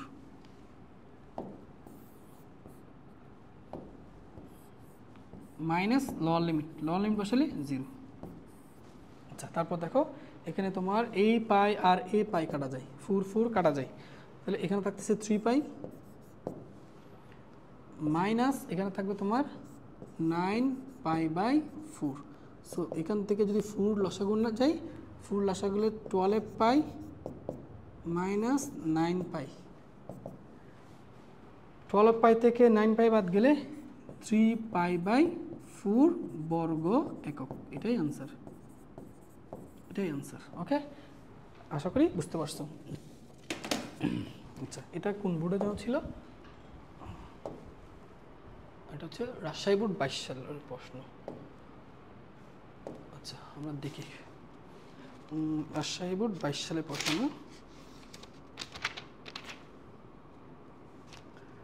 ওকে ঠিক আছে, 3 পাই/4 ঠিক আছে। এবার আসো, এবার হচ্ছে আমরা কোনটা দেখবো? দিনাজপুর বোর্ড 22 সালের প্রশ্নটা। ঠিক আছে, চলো এটা সমাধান করা যাক। কয়টা বসছে? ওকে চলো এবার আমরা এই প্রশ্নটা একটু সমাধান করি। হ্যাঁ, আমাদের কয়টা প্রশ্ন আছে? আচ্ছা এটা সমাধান করা যাবে। তো দেখো এটা একটু সমাধান করে ফেলি। তো চলো ওকে, তো দেখো প্রথমত আমাদের এখানে দেখো একটা f(x) ফাংশন দেওয়া আছে 2x + 1 divide by s² + 4 x - 1, আর এটা হচ্ছে g(x) = s²। এই দুটো ফাংশন দেওয়া আছে, একটা f(x) একটা g(x). ওকে আচ্ছা প্রথম প্রশ্ন আমরা সমাধান করতে পারবো। দেখো ক নাম্বারটা, এখানে কি ln 1 + x * dx।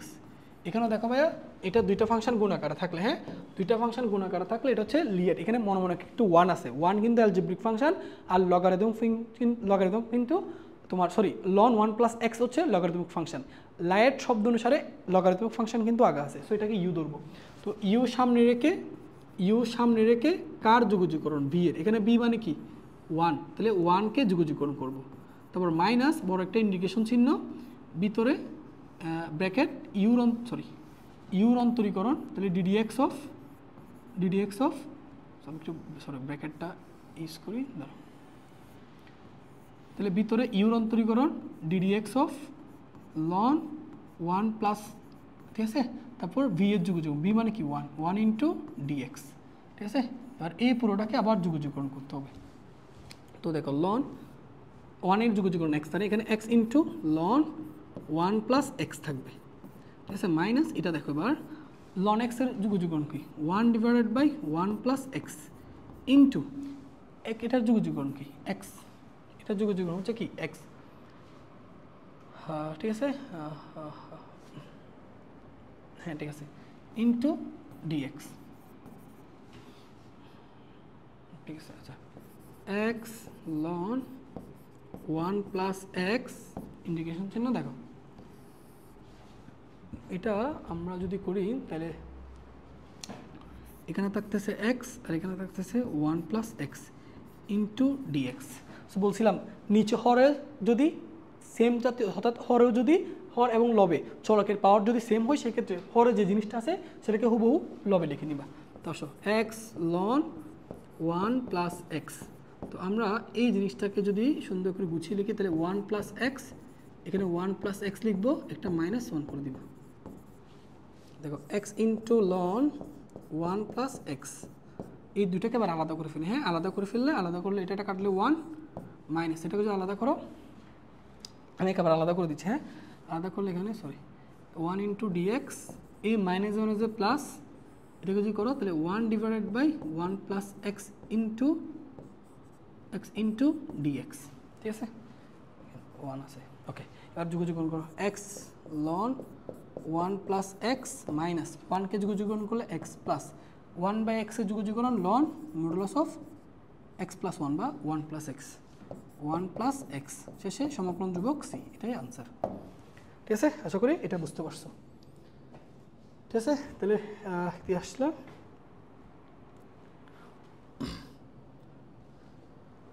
ঠিক আছে,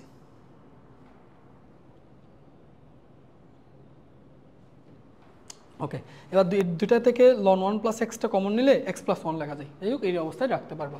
তাহলে এটা গেল। এবার আমাদের ঘ নাম্বারটা দেখতে হবে, f(x) নির্ণয় করতে হবে। ঠিক আছে, চলো এটা আমরা নির্ণয় করে ফেলি।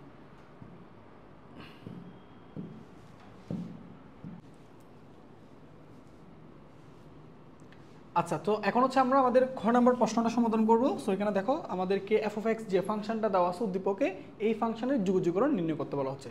আচ্ছা চলো আমরা প্রথমে এফ অফ এক্স ফাংশনের একটু লিখে নিই। তো আমাদেরকে খ নাম্বারে হচ্ছে চাইছে, খ নাম্বার হচ্ছে ইন্টিগ্রেশন অফ কত বলো তো, f of x into dx. আচ্ছা এফ অফ এক্স ফাংশনটা হচ্ছে কত ভাইয়া, 2x plus 1 divided by x square plus 4 into x minus one into dx. এই পুরো ফাংশনের আমাদেরকে যুগযুগকরণ করতে বলা হচ্ছে। ওকে, তো ভাইয়া দেখো আমরা তোমাদেরকে বলছিলাম যদি এটা অবশ্যই আংশিক ভগ্নাংশের সাহায্যে এটা যুগযুগকরণ করতে হবে। সো এর আগেও আমরা আংশিক ভগ্নাংশের সাহায্যে যুগযুগকরণ করছিলাম, সেখানে আমাদের যে উৎপাদকগুলো ছিল হরে সেগুলো ছিল একঘাত বিশিষ্ট রাশি। বাট এখন হচ্ছে উৎপাদকগুলো দেখো, একটা উৎপাদক একঘাত বিশিষ্ট রাশি, বাট আরেকটা উৎপাদকে আমরা দেখতেছি এক্স এর পাওয়ার কত আছে, 2 আছে। তো চলো যদি কখনো দেখো যে তোমার উৎপাদকের মধ্যে একটা দ্বিঘাত রাশি আসে, তাহলে সেইগুলোকে কীভাবে তুমি আংশিক ভগ্নাংশের সাহায্যে প্রকাশ করবা এবং তারপর যুগযুগকরণ করবা, সেই প্রসেসটা আমরা শিখব। তুমি এই অঙ্কটা যদি একটু ভালো করে বুঝো, এই সংক্রান্ত যে কোনো ম্যাথ দিলে অবশ্যই সলভ করতে পারবা। তাহলে চলো আমরা প্রথমে এই জিনিসটাকে আংশিক ভগ্নাংশে প্রকাশ করব। তো আমরা লিখে নিব, মনে করি 2x plus 1 divided by x square plus 4 into x minus 1 equal, ঠিক আছে। আমরা প্রথমে এখানে একঘাত বিশিষ্ট উৎপাদক লিখবো। একঘাত বিশিষ্ট উৎপাদক হচ্ছে কত ভাইয়া, x মাইনাস 1। তো x মাইনাস 1 একঘাত বিশিষ্ট উৎপাদকের ক্ষেত্রে আমরা উপরে জাস্ট একটা আননোন বসাবো, x মাইনাস 1। একঘাত বিশিষ্ট যদি রাশি হয় তাহলে উপরে বসবে শুধু a, ঠিক আছে, প্লাস এরপর আমরা দ্বিঘাত বিশিষ্ট যে রাশি আছে সেটা লিখবো, সেটা হচ্ছে কত, এস স্কোয়ার প্লাস 4। তাহলে হরে যদি দ্বিঘাত রাশি থাকে তাহলে উপরে তুমি লিখবো হচ্ছে এটা একঘাত বিশিষ্ট একটা রাশি। তাহলে একঘাত বিশিষ্ট রাশি হিসেবে আমরা কি লিখবো, bx প্লাস সি, এই যে ক্লিয়ার। তাহলে হরে যদি একঘাত বিশিষ্ট রাশি দেখো উপরে শুধুমাত্র একটা লেটার বসাবা এ, আর যদি কখন দেখো হরে দ্বিঘাত রাশি আছে তাহলে উপরে বসাইতে হবে একঘাত বিশিষ্ট রাশি, মানে একটা bx প্লাস সি। তুমি এখানে এ ধরছো বলে এখানে আমি বি আর সি দুইটা অজানা রাশি ধরছি, বুঝা গেছে। তাহলে একঘাত বিশিষ্ট রাশি থাকলে উপরে শুধু একটা লেটার বসাবা, আর যদি দ্বিঘাত রাশি হয় তাহলে উপরে যে কোনো একটা অন্য রাশি তার সাথে x যোগ করবা, তারপর প্লাস অন্য একটা আননোন কনস্ট্যান্ট এখানে বসিয়ে দিবা। তাহলে এটাকে আমরা ধরে নিচ্ছি 1 নং সমীকরণ। তাহলে এই যে এইটাকে তুমি যদি আংশিক ভগ্নাংশ প্রকাশ হচ্ছে এটা, এবার এই আংশিক ভগ্নাংশের জন্য আমাদের এর মান লাগবে, বির মান লাগবে, সির মান। তো এটা নির্ণয় করার জন্য আমি এই উভয়পক্ষে হর দিয়ে গুণ করে দিব। সো হর দিয়ে যদি গুণ করে দাও এখানে থাকবে তোমার 2x প্লাস 1 ইকুয়াল, এখানে যদি গুণ করো তাহলে a ইন্টু থাকবে ভাইয়া এস স্কোয়ার প্লাস 4, ওকে। তারপর প্লাস এখানে যদি গুণ করো তাহলে থাকবে ভাইয়া bx প্লাস সি। আমি যদি হর দিয়ে গুণ করি তাহলে এস স্কোয়ার প্লাস 4 কাটা যাবে, তাহলে পরে থাকবে x মাইনাস 1, ওকে। এটা দাও 2 নং সমীকরণ। এবার ভালো করে বুঝো, এবার এই 2 নং সমীকরণ আমি এর মান এবং বির মান এবং সির মান কেমনে বের করব। প্রথমে দেখো তো একঘাত বিশিষ্ট যে রাশি আছে সেই উৎপাদকের মান মনে মনে শূন্য চিন্তা করে x এর মান বের করবা। তাহলে একঘাত বিশিষ্ট রাশি আছে x মাইনাস 1, তাহলে x মাইনাস 1 এর মান মনে মনে শূন্য চিন্তা করলে আমাদের x এর মান কত আসে, 1, ঠিক আছে। x মাইনাস 1 এর মান মনে মনে শূন্য চিন্তা করে x এর মান বের করবো, x এর মান কত আসে 1। সেই 1টা 2 নং সমীকরণে বসিয়ে এখানে একটা অজানা রাশির মান বের হবে। তাহলে আসো আমরা লিখি, তাহলে x ইকুয়াল টু 1 2 নংয়ে বসিয়ে পাই। আচ্ছা x ইকুয়াল টু, আচ্ছা আমি সরাসরি লিখি, x ইকুয়াল টু 1 হলে, x ইকুয়াল টু 1 হলে এই x এর মান 1 2 নং সমীকরণে বসাবো। এখানে যদি 1 বসাও 2 প্লাস 1 তার মানে 3, ওকে। বা এখানে যদি আমি 1 বসাই দেখো 1 মাইনাস 1 এই পুরোটা শূন্য হয়ে যাবে না, আর x এর মান যদি এখানে 1 বসাও তাহলে 1 প্লাস 4 তার মানে 5, তাহলে এখানে 5a। তাহলে এখান থেকে দেখো সহজ করে আমি এর মান পেয়ে গেছি, ঠিক আছে। তাহলে ভাই আমার এর মান কত আসতেছে 3/5, এই যে আমাদের একটা আননোনের মান আমরা বের করে রাখছি, একটা আননোনের মান আমরা বের করছি, ওকে। তাহলে এই আননোনের মান হচ্ছে কত ভাই, 3/5, ওকে। এবার বাকিগুলো বের করার জন্য আমাদেরকে সহগ সমীকৃত করতে হবে, ওকে। তাহলে আমরা এখানে এস স্কোয়ার সহগকে সমীকৃত করে একটা মান পাবো, x এর সহগকে সমীকৃত করলে আরেকটা মান পাবো, ওকে। তাহলে x এর মান একটা বসাবা, কারণ x এর এখানে একঘাত বিশিষ্ট উৎপাদক কেবল একটা আছে। সো এই উৎপাদক এর মান মনে মনে শূন্য চিন্তা করে x এর তুমি কেবল একটা মান পাইছো, আর কি একঘাত বিশিষ্ট উৎপাদক আছে না, তাহলে আমি x এর আর মান বসাতে পারবো না। তখন হচ্ছে আমাদেরকে তোমার সহগ সমীকৃত করতে হবে। তো আমি প্রথমে ভাইয়া এস স্কোয়ারের সহগ সমীকৃত করে পাই, এস স্কোয়ারের সহগ সমীকৃত করে। আচ্ছা চলো এটা দেখো এস স্কোয়ার সহগ কীভাবে সমীকৃত করবো ভাইয়া, সমান চিহ্ন এই পাশে দেখো তো কোনো কি এস স্কয়ার আছে না, তাহলে এস স্কয়ার সহগ কত হবে 0। চলো এই পাশে এস স্কয়ার সহগ কি আছে দেখো ভাই, আমি যদি এ দিয়ে এস স্কয়ারকে গুণ করি তাহলে এস স্কয়ার সহগ কি পাচ্ছি না। ওকে, তারপর দেখো এখানে যদি এই পুরোটাকে গুণ করো bx আর x গুণ করলে কত v এস স্কয়ার না, তাহলে এই ক্ষেত্রে এস স্কয়ার সহগ কত b, আর কিন্তু কোনো এস স্কয়ার সহগ নাই। বুঝতে পারছো? তাহলে এস স্কয়ার সহগ কি করবা, সমকৃত করবা। এই পাশে এস স্কয়ার সহগ ইকুয়াল এই পাশে যতগুলো এস স্কয়ার সহগ আছে সবার যোগফলের সমান। ওকে, এবার এখান থেকে আমাদের বির মান লাগবে, তাহলে v ইকুয়াল টু কত বলো তো, v ইকুয়াল টু -a। তুমি দেখো তো ভাইয়া তুমি অলরেডি এর মান বের করছো, এর মান কত 3/5, তাহলে বির মান হবে -3/5। এই যে দেখো আমরা সুন্দর করে a b এর মান বের করে রাখছি। ওকে, এবার আমাদের আরেকটা রাখবো হচ্ছে c এর মান। এই c এর মান বের করার জন্য ভাইয়া এবার আমরা কি করব, x এর সহগকে সমীকৃত করব, x এর সহগ সমীকৃত করে পাই, সমীকৃত করে পাই। তো চলো আমরা এখানে x এর সহগ সমীকৃত করব। ভাইয়া দেখো এই পাশে x এর সহগ কত 2। ওকে, আচ্ছা এই পাশে x এর সহগ কত বলো তো, এখানে তো x স্কয়ার সহগ আছে, x এর সহগ নাই। আচ্ছা চলো আমরা গুণ করি ভাইয়া, এই bx এর সাথে x গুণ করলে bs স্কয়ার। আচ্ছা bx এর সাথে -1 গুণ করলে কত -bx না, তাহলে -bx, তার মানে এখানে x এর সহগ কত পাওয়া হচ্ছে -b। ওকে, তারপর দেখো c দিয়ে যখন গুণ করবো ভাইয়া cx পাচ্ছ না, তাহলে x এর সহগ আরেকটা কি পাওয়া গেছে +c। ওকে, তাহলে এখানে আমাদের কার মান লাগবে, সির মান। তাহলে c ইকুয়াল টু কত লিখবো দেখো তো, 2a - b বসে গেলে +b equal c equal 2 + b, b এর মান কত -3/5, তো এখানে -3/5 বসাই দাও। এখান থেকে ভাই c এর মান কত পাওয়া যায় দেখো, আমি যদি 5টা এখান থেকে লসাগু নিই, 5 যদি লসাগু নাও তাহলে দেখো 5 × 2 = 10, 10 থেকে 3 বাদ গেলে 7, এই যে c এর মান। তাহলে দেখো আমাদের তিনটা অজানা রাশির মান আমরা অলরেডি বের করছি, এই যে এর মান, বির মান এবং সির মান আমরা বের করে ফেলছি। এবার এই মানগুলো আমরা প্রদত্ত সমীকরণে বসাবো। ঠিক আছে, তাহলে আমরা আরেকটা পেজ নিই। এবার আমরা এই মানগুলো নিয়ে 1 নং সমীকরণে বসাবো, এই যে 1 নং এ বসাইব। ঠিক আছে, আমরা 1 নং এ বসাচ্ছি, দেখো ভাইয়া তাহলে আমরা মানগুলো বসাই। এই যে 2x + 1 divided by s² + 4 into x - 1। ঠিক আছে, এখান থেকে আমরা দেখো এর বি এবং সির মান। ওকে, আমরা এর মান কত পাইছি দেখো তো 3/5, সো আমরা এই জায়গায় এর মানটা বসাই দিই, 3/5 ইন্টু x - 1 প্লাস, এবার দেখো s² + 4। আচ্ছা এখানে আমরা বির মান বসাবো, বির মান কত পাইছিলাম -3/5, তাহলে এখানে -3x/5 প্লাস সির মান কত পাওয়া গেছিল যেন 7/5, এই যে 7/5। ঠিক আছে, তো আমরা এইগুলো এবার বাদ দিয়ে দিব। ওকে, এবার দেখো এখান থেকে 2x + 1 divided by s² + 4 into x - 1 equal, এখান থেকে দেখো 3/5 x - 1। আচ্ছা প্লাস আমরা এখান থেকে দেখো, এখান থেকে তুমি 5টা যদি লসাগু নাও তাহলে আমরা 5টা যদি লসাগু নিই তাহলে দেখো 5টা কীভাবে লেখা যায়, 1/5 লিখে ফেলি, এখানে কত থাকবে s² + 4, সো 5 লসাগু নিলে এখানে কত থাকবে বলো -3x + 7, তাই না? তো এই জিনিসটা কীভাবে লেখা যায় 7 - 3x। আশা করি বুঝতে পারছো। এই যে দেখো আমি এই জিনিসটাকে আংশিক ভগ্নাংশে প্রকাশ করে ফেললাম। ঠিক আছে, এবার তাহলে আমরা এখান থেকে যোগযোগণ করবো। দেখো এবার এখান থেকে খেয়াল করবা। ওকে, এবার এই লাইনটা বুঝো, তাহলে এখন আমরা এখান থেকে দেখো, এখান থেকে বলতে পারি ইন্টিগ্রেশন চিহ্ন কত, 2x + 1 s² + 4 into x - 1 into dx। ওকে, এটাকে আংশিক ভগ্নাংশ প্রকাশ করলে যেটা পাইছো এই পাশে তুমি লিখে দিবা। কত পাওয়া গেছে, 3/5 পাওয়া গেছে, এখানে কত x - 1, তারপর প্লাস 1/5, এখানে কত ভাইয়া 7 - 3x divided by s² + 4 into dx। এই যে ঠিক আছে, এবার আমরা যোগযোগণ করলেই আমাদের কাঙ্ক্ষিত ফলাফল চলে আসবে।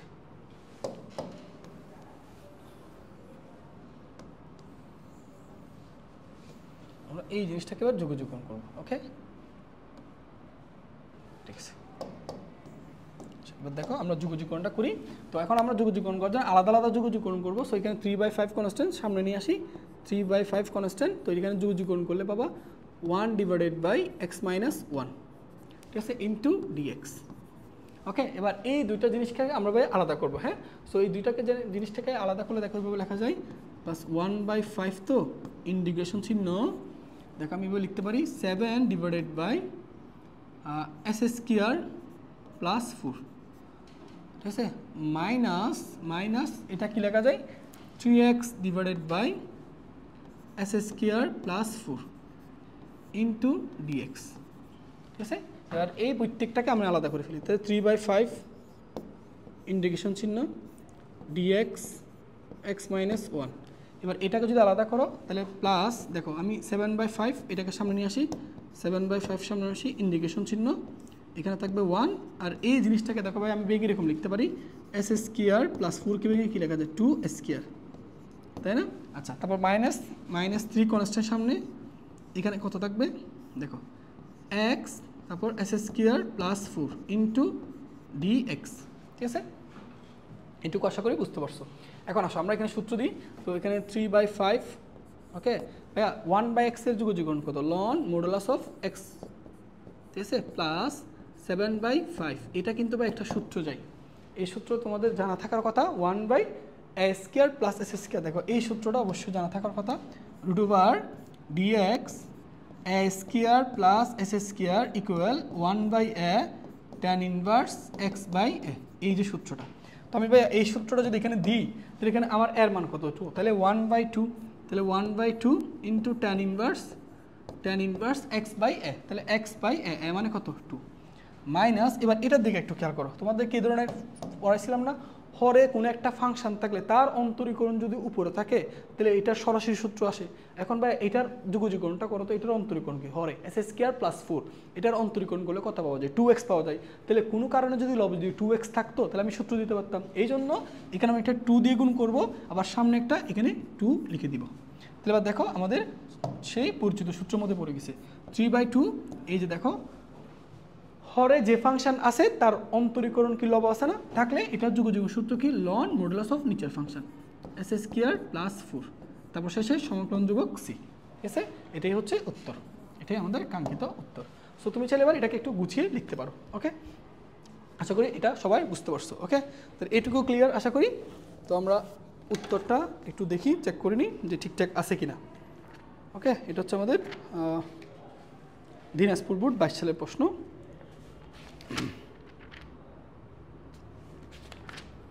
ওকে, এটা ঠিক আছে, হ্যাঁ ঠিক আছে 3/5, ওকে 3 ঠিক আছে, ঠিক আছে, ওকে আচ্ছা আচ্ছা, এখানে সরি আমাদের একটু বলেছে, সেটা হচ্ছে ভাই দেখো এই যে আমরা একটা যে ভুলটা করছি না, এই যে 1/5 কিন্তু এটার সাথে গুণাকার আছে, এটার সাথে গুণাকার আছে, আমরা এই 1/5 কিন্তু এটার সাথে গুণাকারে লিখে নিই, ঠিক আছে। সো একটু এটা ঠিক করে নিবা, এটা একটু ঠিক করে নিচ্ছি, তোমাদের ক্ষমা সুন্দর দৃষ্টিতে দেখবা ভাইয়া, আমরা এটা একটু গুণ করে নিই। হ্যাঁ, তাহলে যে এই 1/5 কিন্তু দুটোর সাথে গুণাকার আছে না, সো 1/5 এখানেও আছে, ঠিক আছে, এই যে বুঝতে পারছো, এই 1/5 এটার সাথে গুণাকার আছে, 1/5 এটার সাথে গুণাকার আছে, এই যে এই জিনিসটা একটু এখানে করে নিতে হবে, ঠিক আছে। তাহলে এখানে কি দাঁড়াবে ভাইয়া, এখানে তাহলে দাঁড়াচ্ছে ভাই এখানে তাহলে কত হবে 10, ঠিক আছে, এখন ঠিক আছে। ওকে, সহজ না? এবার আসো আমাদের এবার ঘ নাম্বার প্রশ্নটা আমরা সলভ করব, ঠিক আছে। সো ঘ নাম্বার প্রশ্নটা একটু পড়ে নাও, আমরা এটা সলভে যাব। তো আমরা এগুলো মুছে দিচ্ছি। আচ্ছা, ঘ নাম্বার কি বলে দেখো, এবার প্রশ্নটা পড়ি। হ্যাঁ, y equal to 4gx, আচ্ছা y equal to কি দেওয়া আছে, y equal to, আচ্ছা আমরা এখানে একটু লিখি, ঘ নাম্বারের মধ্যে আমাদেরকে যেটা দেওয়া আছে সেটা হচ্ছে g of x equal s², এটা দেওয়া আছে, ঠিক আছে না। তো এখান থেকে দেখো ভাই আমাদের কি সিদ্ধান্ত নিতে পারি, আমাদেরকে কি দেওয়া আছে প্রথমে y ইকুয়াল বলো 4g of x, তাহলে 4g of x, ঠিক আছে। তাহলে এখান থেকে বলো লেখা যায় y equal 4g of x মানে কি s², তাহলে এখান থেকে y ইকুয়াল টু 4s² লেখা যায়, এটা এক নং সমীকরণ ধরে নাও। তো আরেকটা কি বলছে y equal to 2x, y equal to 2x, এটা ধরো 2 নং সমীকরণ। তাহলে এই দুইটা দ্বারা আবদ্ধ ক্ষেত্রফল চাইছে, এই যে এই দুইটা রেখা দ্বারা y ইকুয়াল টু 4s², আর একটা হচ্ছে তোমার y ইকুয়াল টু 2x, ঠিক আছে? এই দুইটা রেখা দ্বারা আবদ্ধ ক্ষেত্রের ক্ষেত্রফল চাইছে, ঠিক আছে না? তো চলো আমরা এই দুইটা রেখা দ্বারা চিত্রটা একটু অঙ্কন করে ফেলি। তো আমরা চিত্রটা আঁকার জন্য এটা একটু মুছে দিব। আচ্ছা, তো ভাইয়া তোমাকে যদি আমি বলি এই জিনিসটা একটু যদি খেয়াল করো, এই ব্যাপারটাকে আমরা এই জিনিসটাকে একটু সুন্দর করে লিখবো। y=4s² আছে না, এটাকে তুমি 1 নং ধরতে পারো, সমস্যা নাই। বাট এটাকে তুমি যদি এইরকম যদি লিখো, দেখো তো এইরকম লেখা যায় কিনা, s²= দেখো এই 4টাকে পাশে নিয়ে আসলে এটা কি 1/4 হয় না, 1/4 × y এরকম লেখা যায়। বুঝতে পারছো? আমি s² এর মান কত লিখলাম, 1/4 × y। আচ্ছা, এখানে আবার আমাদের একটা সমীকরণ কি ছিল, সরি, y=2x, আর এটা ছিল y=2x। এই হচ্ছে 2 নং সমীকরণ। তাহলে 1 নং সমীকরণকে একটু মডিফাই করে এভাবে লিখছি। এবার এই দুইটা রেখা দ্বারা আবদ্ধ ক্ষেত্রে ক্ষেত্রফল চাইছে। তো প্রথম হচ্ছে দুইটা সমীকরণ থেকে তোমাকে মাস্ট বি যে কাজটা করতে হবে, চিত্র আঁকতে হবে। এই ম্যাথগুলো করার জন্য তোমাকে অবশ্যই চিত্রটা আঁকতে হবে, চিত্র ছাড়া তুমি ম্যাথ করতে পারবে না, ঠিক আছে? আচ্ছা, তো আসো এবার আমরা চিত্রটা আঁকি। দেখো ভাইয়া, তোমাদেরকে গত ক্লাস এর আগের ভিডিওতে আমি পড়াইছিলাম, সেটা ছিল ভাইয়া বলছিলাম না, যদি s² কোন একটা কনস্ট্যান্ট ইন্টু y, দেখো এটা একটা পরাবৃত্তের সমীকরণ। সো এই পরাবৃত্তটা হচ্ছে কোন অক্ষের উপর অবস্থান করবো, y অক্ষের উপর। কেমনে বুঝলাম? ওইখানে এই পরাবৃত্তের সমীকরণে কার সর্বোচ্চ পাওয়ার 1, y এর সর্বোচ্চ পাওয়ার 1, y এর সর্বোচ্চ পাওয়ার 1। তার মানে পরাবৃত্তটা হচ্ছে y অক্ষের উপর অবস্থান করবে, এবং y অক্ষের উপর অবস্থান করবে, y অক্ষের ধনাত্মক দিকে মুখ করে থাকবে। কেন? কারণ এই y এর পাওয়ার, যে y এর পাওয়ার 1, তার সহগটা কি পজিটিভ না? তাহলে এই পরাবৃত্তটা হচ্ছে ভাই এইরকম দেখতে হবে। এই যে এই হচ্ছে পরাবৃত্তটা, এই হচ্ছে একটু, এই হচ্ছে পরাবৃত্তটা, এই যে এই হচ্ছে পরাবৃত্তটা। ক্লিয়ার? এই হচ্ছে পরাবৃত্তটা। আশা করি এটা বুঝতে পারছো। তাহলে এই পরাবৃত্তটা একটু আমি সুন্দর করে লিখতে চাচ্ছি, দেখো একটু সুন্দর করে লিখলাম, হ্যাঁ, y=, তাহলে এটা কেন লিখলাম এরকম? কারণ এখানে যে চলকের পাওয়ার সর্বোচ্চ পাওয়ার 1, পরাবৃত্ত ওই অক্ষের উপর অবস্থান করবে। যেহেতু y চলকের সর্বোচ্চ পাওয়ার 1, সো পরাবৃত্তটা y অক্ষের উপর অবস্থান করছে। এখন এটা কোন দিকে মুখ করে থাকবে, সেটা হচ্ছে তার সহগের মানের উপর, চিহ্নের উপর। এটার সহগের চিহ্ন কি পজিটিভ না, তাহলে ধনাত্মক দিকে মুখ করে থাকবে। যদি -1/4 হতো তখন এটা থাকতো নিচের দিকে। ওকে, এবার আসো এর পরেরটা বলো। এর পরেরটা ভাই আমরা একবার দেখি, এর পরেরটা এই ক্লাসটা নিয়ে দেখো, y=2x। তোমরা জানো y=2x এটা হচ্ছে মূলবিন্দুগামী সরলরেখা, মূলবিন্দুগামী সরলরেখা। এবং মূলবিন্দুগামী সরলরেখা এটা যেহেতু তোমার ঢালটা কি পজিটিভ, তাহলে দেখো বুঝো এখানে দুইটা ব্যাপার হয়। দেখো তোমাদের আমি ক্লিয়ার করি, এখানে ঢালটা কি বলো তো, পজিটিভ। তাহলে ঢালটা পজিটিভ হলে আমার মূলবিন্দুগামী সরলরেখাটা এরকম হবে, অর্থাৎ সেটা x অক্ষের সাথে সূক্ষ্মকোণ উৎপন্ন করবে। যদি ডাল নেগেটিভ হয় তখন মূলবিন্দুগামী সরলরেখাটা এই সাইডে হয়, অর্থাৎ তখন x অক্ষের সাথে উৎপন্ন কোণটা কি হবে, স্থিরকোণ। ক্লিয়ার? তাহলে ডাল যদি পজিটিভ হয় মূলবিন্দুগামী সরলরেখাটা প্রথম চতুর্ভাগের দিকে যাবে, আর যদি ডাল নেগেটিভ হয় তাহলে মূলবিন্দুগামী সরলরেখাটা দ্বিতীয় চতুর্ভাগের দিকে যাবে। আচ্ছা, তো আমার এই চিত্রের মধ্যে ভাইয়া দেখো তো, এই চিত্রের মধ্যে y=2x, এটার ডালটা কি পজিটিভ না?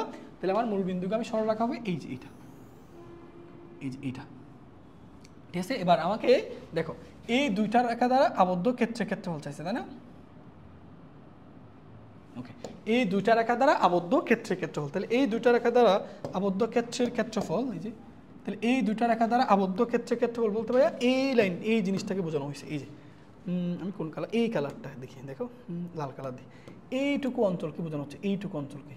এই যে এইটার এরিয়া বের করতে হবে, এই যে এটার এরিয়া, ঠিক আছে, এটার এরিয়া। ওকে, এই যে এই অংশটুকুর ক্ষেত্রফল বের করবো। তো কীভাবে করবো দেখো, এটা প্রথমে আমি যে কাজটা করব, দেখো আমরা প্রথম কাজটা হচ্ছে, দেখো এই সরল রেখাটা ভাই, দেখো তো এই সরল রেখাটা x অক্ষের সাথে একটা ক্ষেত্র আবদ্ধ করছে না, দেখো এই পরিমাণ ক্ষেত্র আবদ্ধ করছে না?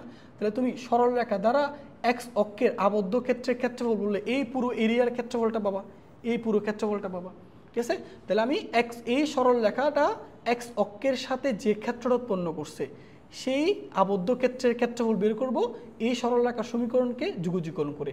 কার সাপেক্ষে যুগজীকরণ করব? x এর সাপেক্ষে। কেন করব?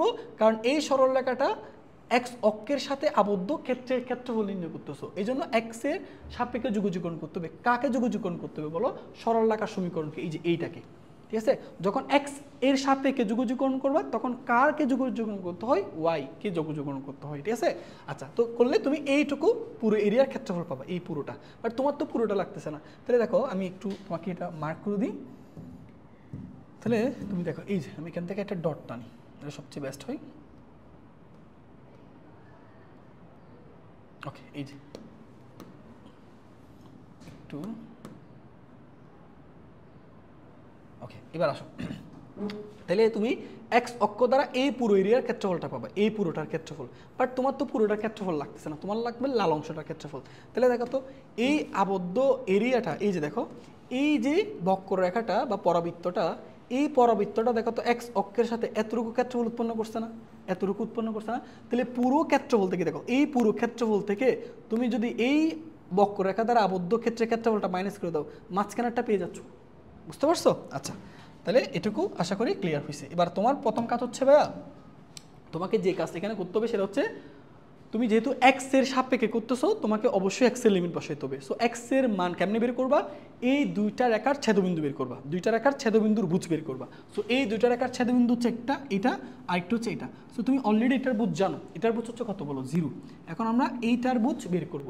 সো দুইটা রেখার ছেদবিন্দুর ভুজ কেমনে বের করবা? দুইটা রেখার সমীকরণকে সমাধান করবা, সিম্পল। তাহলে এই 1 এবং 2কে সমাধান করে পাই, 1 ও 2কে সমাধান করে পাই। তাহলে দুইটা রেখার এক্স এর সাপেক্ষে করলে দুইটা রেখার ছেদবিন্দুর ভুজ বের করবা। তাহলে 1 এবং 2কে সমাধান করে পাই। ভাইয়া দেখো তো এই ওয়াই এর জায়গায় দেখো 1 না 2 নংকে সমাধান করলে এই ওয়াই এর জায়গায় আমি 2x বসাতে পারি। তাহলে 2x ইকুয়াল কত? 4s² লেখা যায় না? তাহলে এক পাশে নিলে এরকম লেখা যাবে 4s² মাইনাস 2x ইকুয়াল 0। তাহলে এখান থেকে 2x যদি কমন নিয়ে নাও, বা এখানে কত থাকবে? 2x minus 1 equal 0। তাহলে এখান থেকে x এর একটা মান পাচ্ছ 0, x এর আরেকটা মান পাওয়া যাচ্ছে কত? 1/2। এই যে তাহলে আমি x এর একটা মান পাইছি 0, x এর এই জায়গায় যে মানটা পাওয়া গেছে সেটা হচ্ছে কত? 1/2। তাহলে তুমি x এর লিমিট পেয়ে গেছো। দেখো x এর লিমিট হচ্ছে কত? 0 থেকে কত পর্যন্ত? হাফ পর্যন্ত। ওকে, তাহলে আসো এবার আমরা এখান থেকে দেখো, প্রথমে আমরা বড়টার ক্ষেত্রফল বের করব। বড় ক্ষেত্রটা কি উৎপন্ন করছে? সরল রেখাটা। তাহলে সরল রেখার সমীকরণকে সমাধান করতে হবে। আসো এখন সরল রেখার সমীকরণ হচ্ছে কোনটা ভাইয়া? এই যে এটা। তাহলে y ইকুয়াল কত? 2x। তাহলে এই y ইকুয়াল টু 2x, এইখানে আমরা yটাকে ভাইয়া y1 হিসেবে কনসিডার করব। এখানে y-কে আমরা কি হিসেবে কনসিডার করব? y1, কারণ y দুইটা আছে এই জন্য। আচ্ছা, তারপর এই পুরোটা ক্ষেত্রফল থেকে এই যে দেখো এই বক্ররেখাটা দেখো তো এইটুকুর ক্ষেত্রফল উৎপন্ন করছে না? তাহলে বক্ররেখা দ্বারা আবদ্ধ ক্ষেত্রের ক্ষেত্রফলটা বের করবা। এই জন্য বক্ররেখার সমীকরণকে যুগযুগকরণ করতে হবে এক্স এর সাপেক্ষে। তাহলে এক্স এর সাপেক্ষে কাকে যুগযুগকরণ করবো? y এর মানকে। তাহলে আমরা এই বক্ররেখার সমীকরণ থেকে y এর মান বের করে আসবো। এই যে দেখো এখানে দেওয়া আছে y ইকুয়াল কত দেওয়া আছে? 4s²। তো এইখানে যে y, সেই yটাকে আমরা y2 হিসেবে প্রকাশ করব। এটাকে আমরা y2 হিসেবে প্রকাশ করব। ওকে, তাহলে আসলে এবার আমরা সমাধান করি। তাহলে আবদ্ধ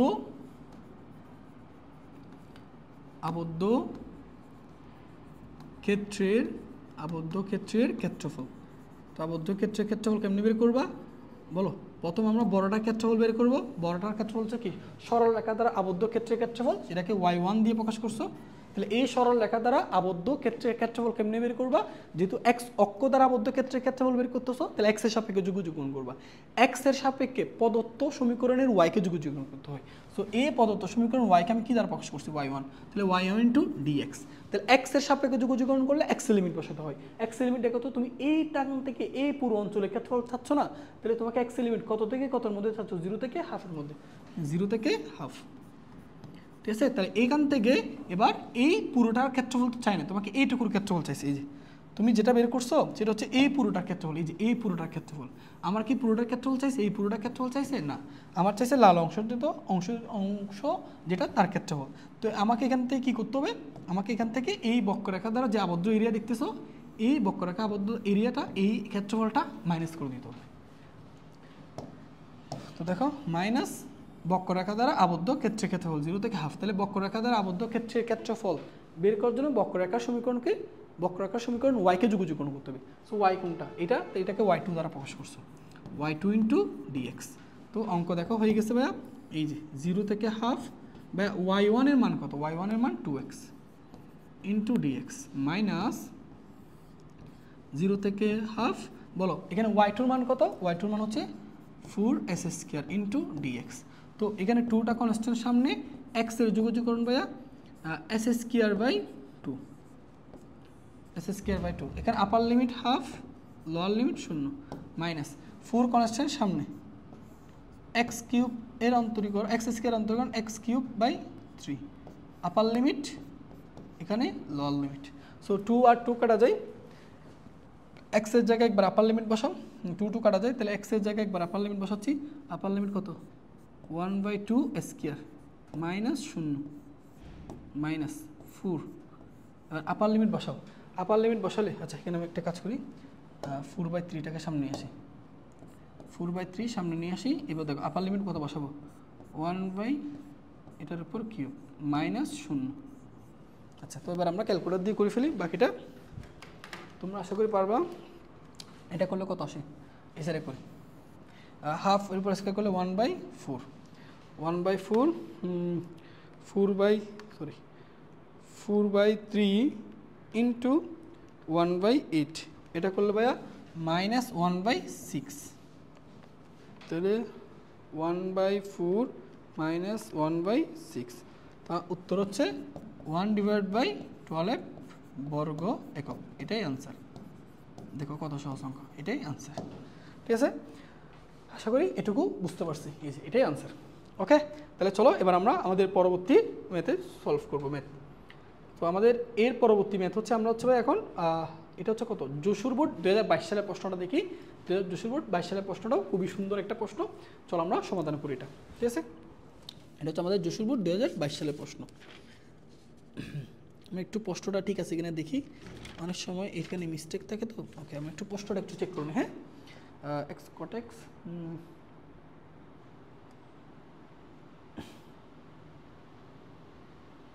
ঠিক আছে। ওকে, চলো এবার আমাদের একটা সলভ করি।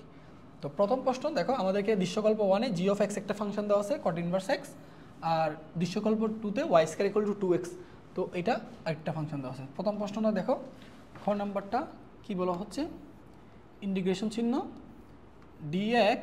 আচ্ছা আমরা দেখি এখানে √5। আচ্ছা এই জিনিসটাকে আমি দুইটা বর্গ রাশি আকারে সাজাবো। সো দুইটা বর্গ রাশি আকারে যদি সাজাতে চাও তুমি এভাবে লিখবা, দেখো একটু খেয়াল করবা। আর √5 কত 5, তাহলে 5কে আমি এরকম লিখতে পারি না, √5 স্কয়ার, অবশ্যই পারি, মাইনাস 3 স্কয়ার কীরকম লেখা যায়, √3x হোল স্কয়ার। আশা করি এটা বুঝতে পারছো। এবার এটা একটা সূত্র আছে, তোমাদেরকে সূত্রটা একটু লিখে দিই। সূত্রটা ছিল ভাই এরকম যে √dx √a square minus s square থাকলে ফর্মুলা ছিল সাইন ইনভার্স x/a, এই যে সূত্রটা। ঠিক আছে, এই সূত্রটা। তো আমরা এই সূত্রটা এখানে প্রয়োগ করবো। তো চলো প্রয়োগ করলে দেখো আমাদের কি থাকতেছে, সাইন ইনভার্স x/a। আচ্ছা x মানে কত, x মানে √3x। ঠিক আছে, x মানে কত, √3x, এই যে। ওকে, তারপর ডিভাইডেড বাই a। আচ্ছা a মানে কত বলো ভাইয়া, a মানে হচ্ছে এখানে কত, √5। এরপর পুরো সমীকরণকে x এর সহগ দিয়ে ভাগ করতে হবে। x এর সহগ কত, √3, তাহলে 1/√3 দিয়ে ভাগ করতে হবে। সো এটাই আনসার। কত সহজ অঙ্ক দেখো। ঠিক আছে, এটাই আনসার। ওকে, এটাই আনসার। ওকে, তাহলে আশা করি এটা বুঝতে পারছো। ঠিক আছে, আচ্ছা এরপর দেখো তাহলে আমাদের ক নাম্বারটা শেষ। এবার আসো আমাদের এই প্রশ্নটা কি, দৃশ্যকল্প 1-এর সাহায্যে 1 থেকে 3√3 লিমিটের মধ্যে x into G of x এর মান নির্ণয় করতে হবে। চলো আমরা এটা সমাধান করি। তাহলে খ নাম্বারে আমাদের কি চাইছে, লিমিট 1 থেকে √3 মধ্যে x into G of x. আচ্ছা x into G of x. আচ্ছা ভাই জি অফ এক্স মানে কি, জি অফ এক্স মানে কট ইনভার্স এক্স, এই যে কট ইনভার্স এক্স, এটার যুগজীকরণটা করতে বলছে। সো এখানে দেখো দুইটা ফাংশন গুণাকার আছে। তোমাদেরকে ভাই এর আগের ক্লাসে পড়াইছিলাম না লিয়াট শব্দ, LIATE। সো লিয়াট শব্দ অনুসারে যারা সামনে থাকে ওদেরকে ইউ ধরতে হয়, যারা পরে থাকে তাদেরকে বি ধরতে হয়। সো ভাইয়া বলো তো লিয়াট শব্দে কোনটা আগে আছে ভাইয়া, ইনভার্স ফাংশন আগে আছে না, এক্স হচ্ছে অ্যালজেব্রিক ফাংশন আর কট ইনভার্স এক্স হচ্ছে ইনভার্স ফাংশন। বলো লিয়াট শব্দে আই আগে আছে, ইনভার্স ফাংশন আগে আছে। সো যেটা আগে থাকে এটাকে কী ধরতে হয়, ইউ। তাহলে আমরা এই যে কট ইনভার্স এক্স এটাকে ইউ চিন্তা করব আর এক্সকে ভি চিন্তা করব। তো দেখো দুইটা ফাংশন গুণাকার থাকলে প্রসেসটা আশা করি জানো। আচ্ছা এখানে আমরা একটা কাজ করি, আচ্ছা করা যাক, নাহলে এভাবে করি। দেখো এই যে দুইটা ফাংশন গুণাকার থাকলে কীভাবে করবো, তাহলে ইউটার সামনে, তাহলে কট ইনভার্স এক্স সামনে, ভি এর যুগজীকরণ, ভি মানে কোনটা, এক্স ইন্টু ডিএক্স, তারপর মাইনাস ইন্টিগ্রেশন চিহ্ন, তারপর ব্র্যাকেটের মধ্যে ইউর অন্তরীকরণ d dx of cot inverse x, তারপর ভি এর যুগজীকরণ, ভি হচ্ছে কোনটা, এক্স ইন্টু ডিএক্স। এবার পুরো গুণফলটাকে আবার যুগজীকরণ করতে হয়, এই যে। ঠিক আছে। তারপর আপার লিমিট কত √3, লোয়ার লিমিট হচ্ছে কত 1। এটুকু আশা করি বুঝতে পারছো। এবার আসলে আমরা যুগযুগকরণ করি, ঠিক আছে। এবার যুগযুগকরণটা করো, এক্স এর যুগযুগকরণ s²/2, তাহলে এই জিনিসটা কীরকম থাকে না, যে s² cot inverse x divided by 2 minus integration চিহ্ন, দেখো cot ইনভার্স এক্স এর অন্তরীকরণ কি, cot ইনভার্স এক্স এর অন্তরীকরণ -1 1 প্লাস s² ইন্টু বলো এক্স এর s² কত 2 ইন্টু dx। তারপর আপার লিমিট লোয়ার লিমিট কত √3, লোয়ার লিমিট হচ্ছে কত 1, ঠিক আছে। তো চলো এর পরবর্তী যে আমরা এটুকু মুছে দিচ্ছি।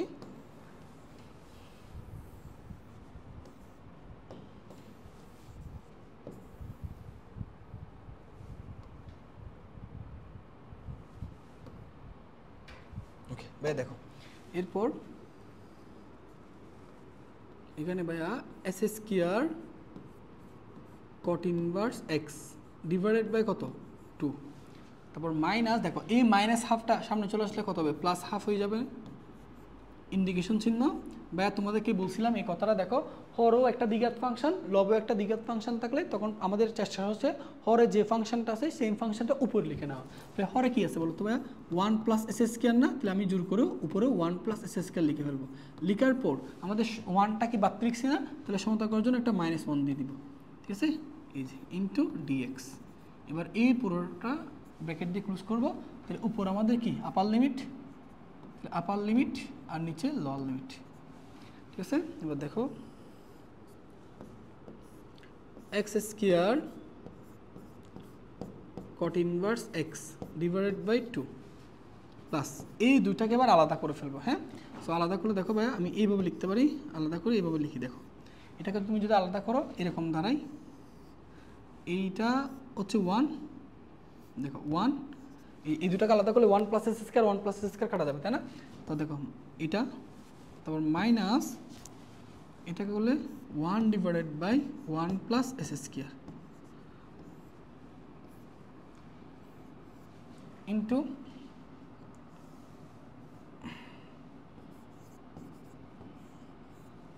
ওকে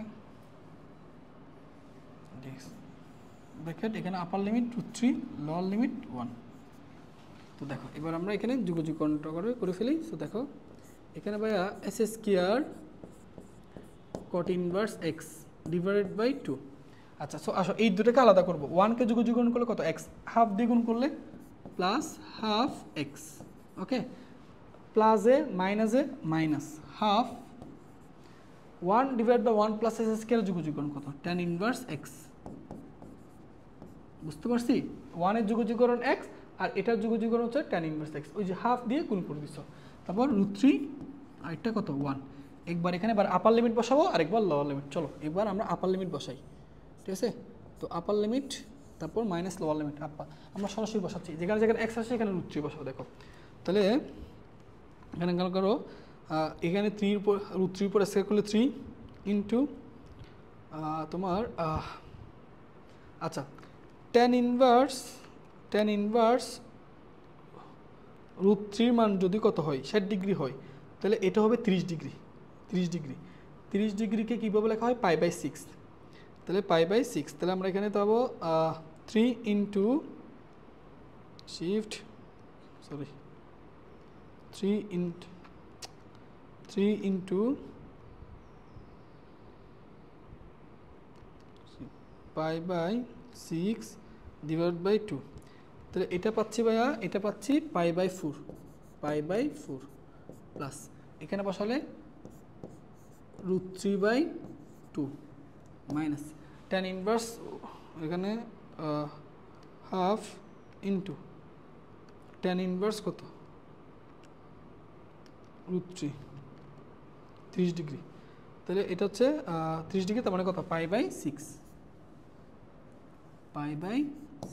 এই যে এটা হচ্ছে ভাইয়া তোমার আপার লিমিট। এবার মাইনাস লোয়ার লিমিট, আসো লোয়ার লিমিট যদি বসাও এখানে tan ইনভার্স 1 যদি বসাও তাহলে এটা হচ্ছে 45 ডিগ্রি। 45 ডিগ্রি মানে কত π/4, তাহলে π/4 এখানে হচ্ছে তোমার 3 ইন্টু 4 ডিভাইডেড বাই 2।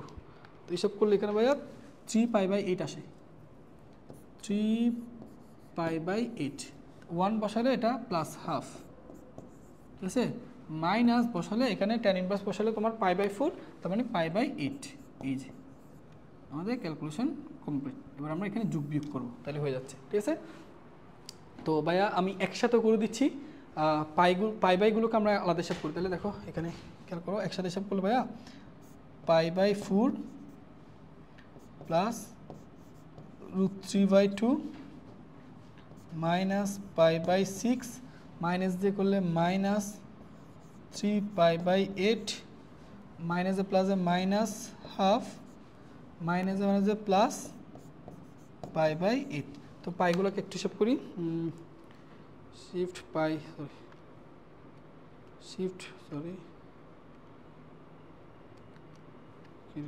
আচ্ছা শিফট π/4 মাইনাস π/6 মাইনাস 3π/8 প্লাস π/8। আমরা একটু দেখি, π/4 মাইনাস π/6 মাইনাস 3π/8 প্লাস π/8, তো এটা আসতেছে ভাইয়া মাইনাস π/6 মাইনাস π/6 ঠিক আছে। তারপর এখানে আরেকটা আছে তোমার √3/2 মাইনাস মাইনাস 1/2, তো এটা আসতেছে তোমার মাইনাস কত, আচ্ছা এবার রাখি দিই নাইলে প্লাস √3/2 মাইনাস 1/2। সেখান থেকে 2 যদি লসাগু নাও, এখান থেকে ক্যালকুলেশন করে এটা উত্তর লিখে দিবা ঠিক আছে। এবার উত্তর লিখে দিবা। এভাবে রাখছে নাকি একটু চেঞ্জ করছে আমরা একটু দেখি, ঠিক আছে এভাবে রাখছে, ওকে ঠিক আছে।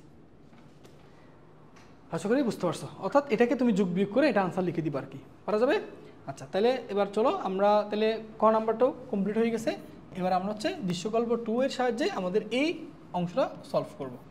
তাহলে এই ধরনের ম্যাথ আসলে আশা করি পারা যাবে ভাইয়া, ওকে। আচ্ছা চলো, এটুকু ক্লিয়ার, এটুকু ক্লিয়ার হয়েছে। আচ্ছা দৃশ্যকল্প 2তে কি বলছে দেখো, দৃশ্যকল্প 2 মানে y² = 2x এবং x = 3y, এই সরল রেখা দ্বারা আবদ্ধ ক্ষেত্রের ক্ষেত্রফল নির্ণয় করো। সো এই টাইপের একটা অলরেডি করাইছে, তোমাদেরকে এটা একটু বুঝাই দিলে আশা করি তোমরা এটা সলভ করতে পারবা, বা একটু বুঝাই দিই, এটা খেয়াল করো তাহলে হয়ে যাবে। এটা একটু খেয়াল করো তাইলে ভাইয়া এটা পারবা, কোডিং কিছু না। আচ্ছা ঠিক আছে চলো এবার ঘ নাম্বারটা সলভ করা যাক। তো ঘ নাম্বারে কি বলা হচ্ছে খেয়াল করো, প্রথম প্রশ্ন ভাইয়া দেখো, এখানে দৃশ্যকল্প 2তে আমাদেরকে কি দেওয়া আছে, y² = কত দেওয়া আছে বলো, 2x, এটা দাও 1 নং সমীকরণ, y² = 2x। তো আরেকটা কি দেওয়া আছে, x = 3y। আচ্ছা x = 3y, এই জিনিসটাকে ভাই দেখো তো এইভাবে লেখা যায় কিনা, x = 3y কে আমি চাইলে এরকম লিখতে পারি না, y = 3 কে পাশে আসলে 1/3 × x। আশা করি বুঝতে পারছো, এটা দাও 2 নং সমীকরণ। চলো এবার এই দুইটা সরল রেখা দ্বারা আবদ্ধ ক্ষেত্রে ক্ষেত্রফল চাইছে, ঠিক আছে। আচ্ছা তো তুমি এবার যদি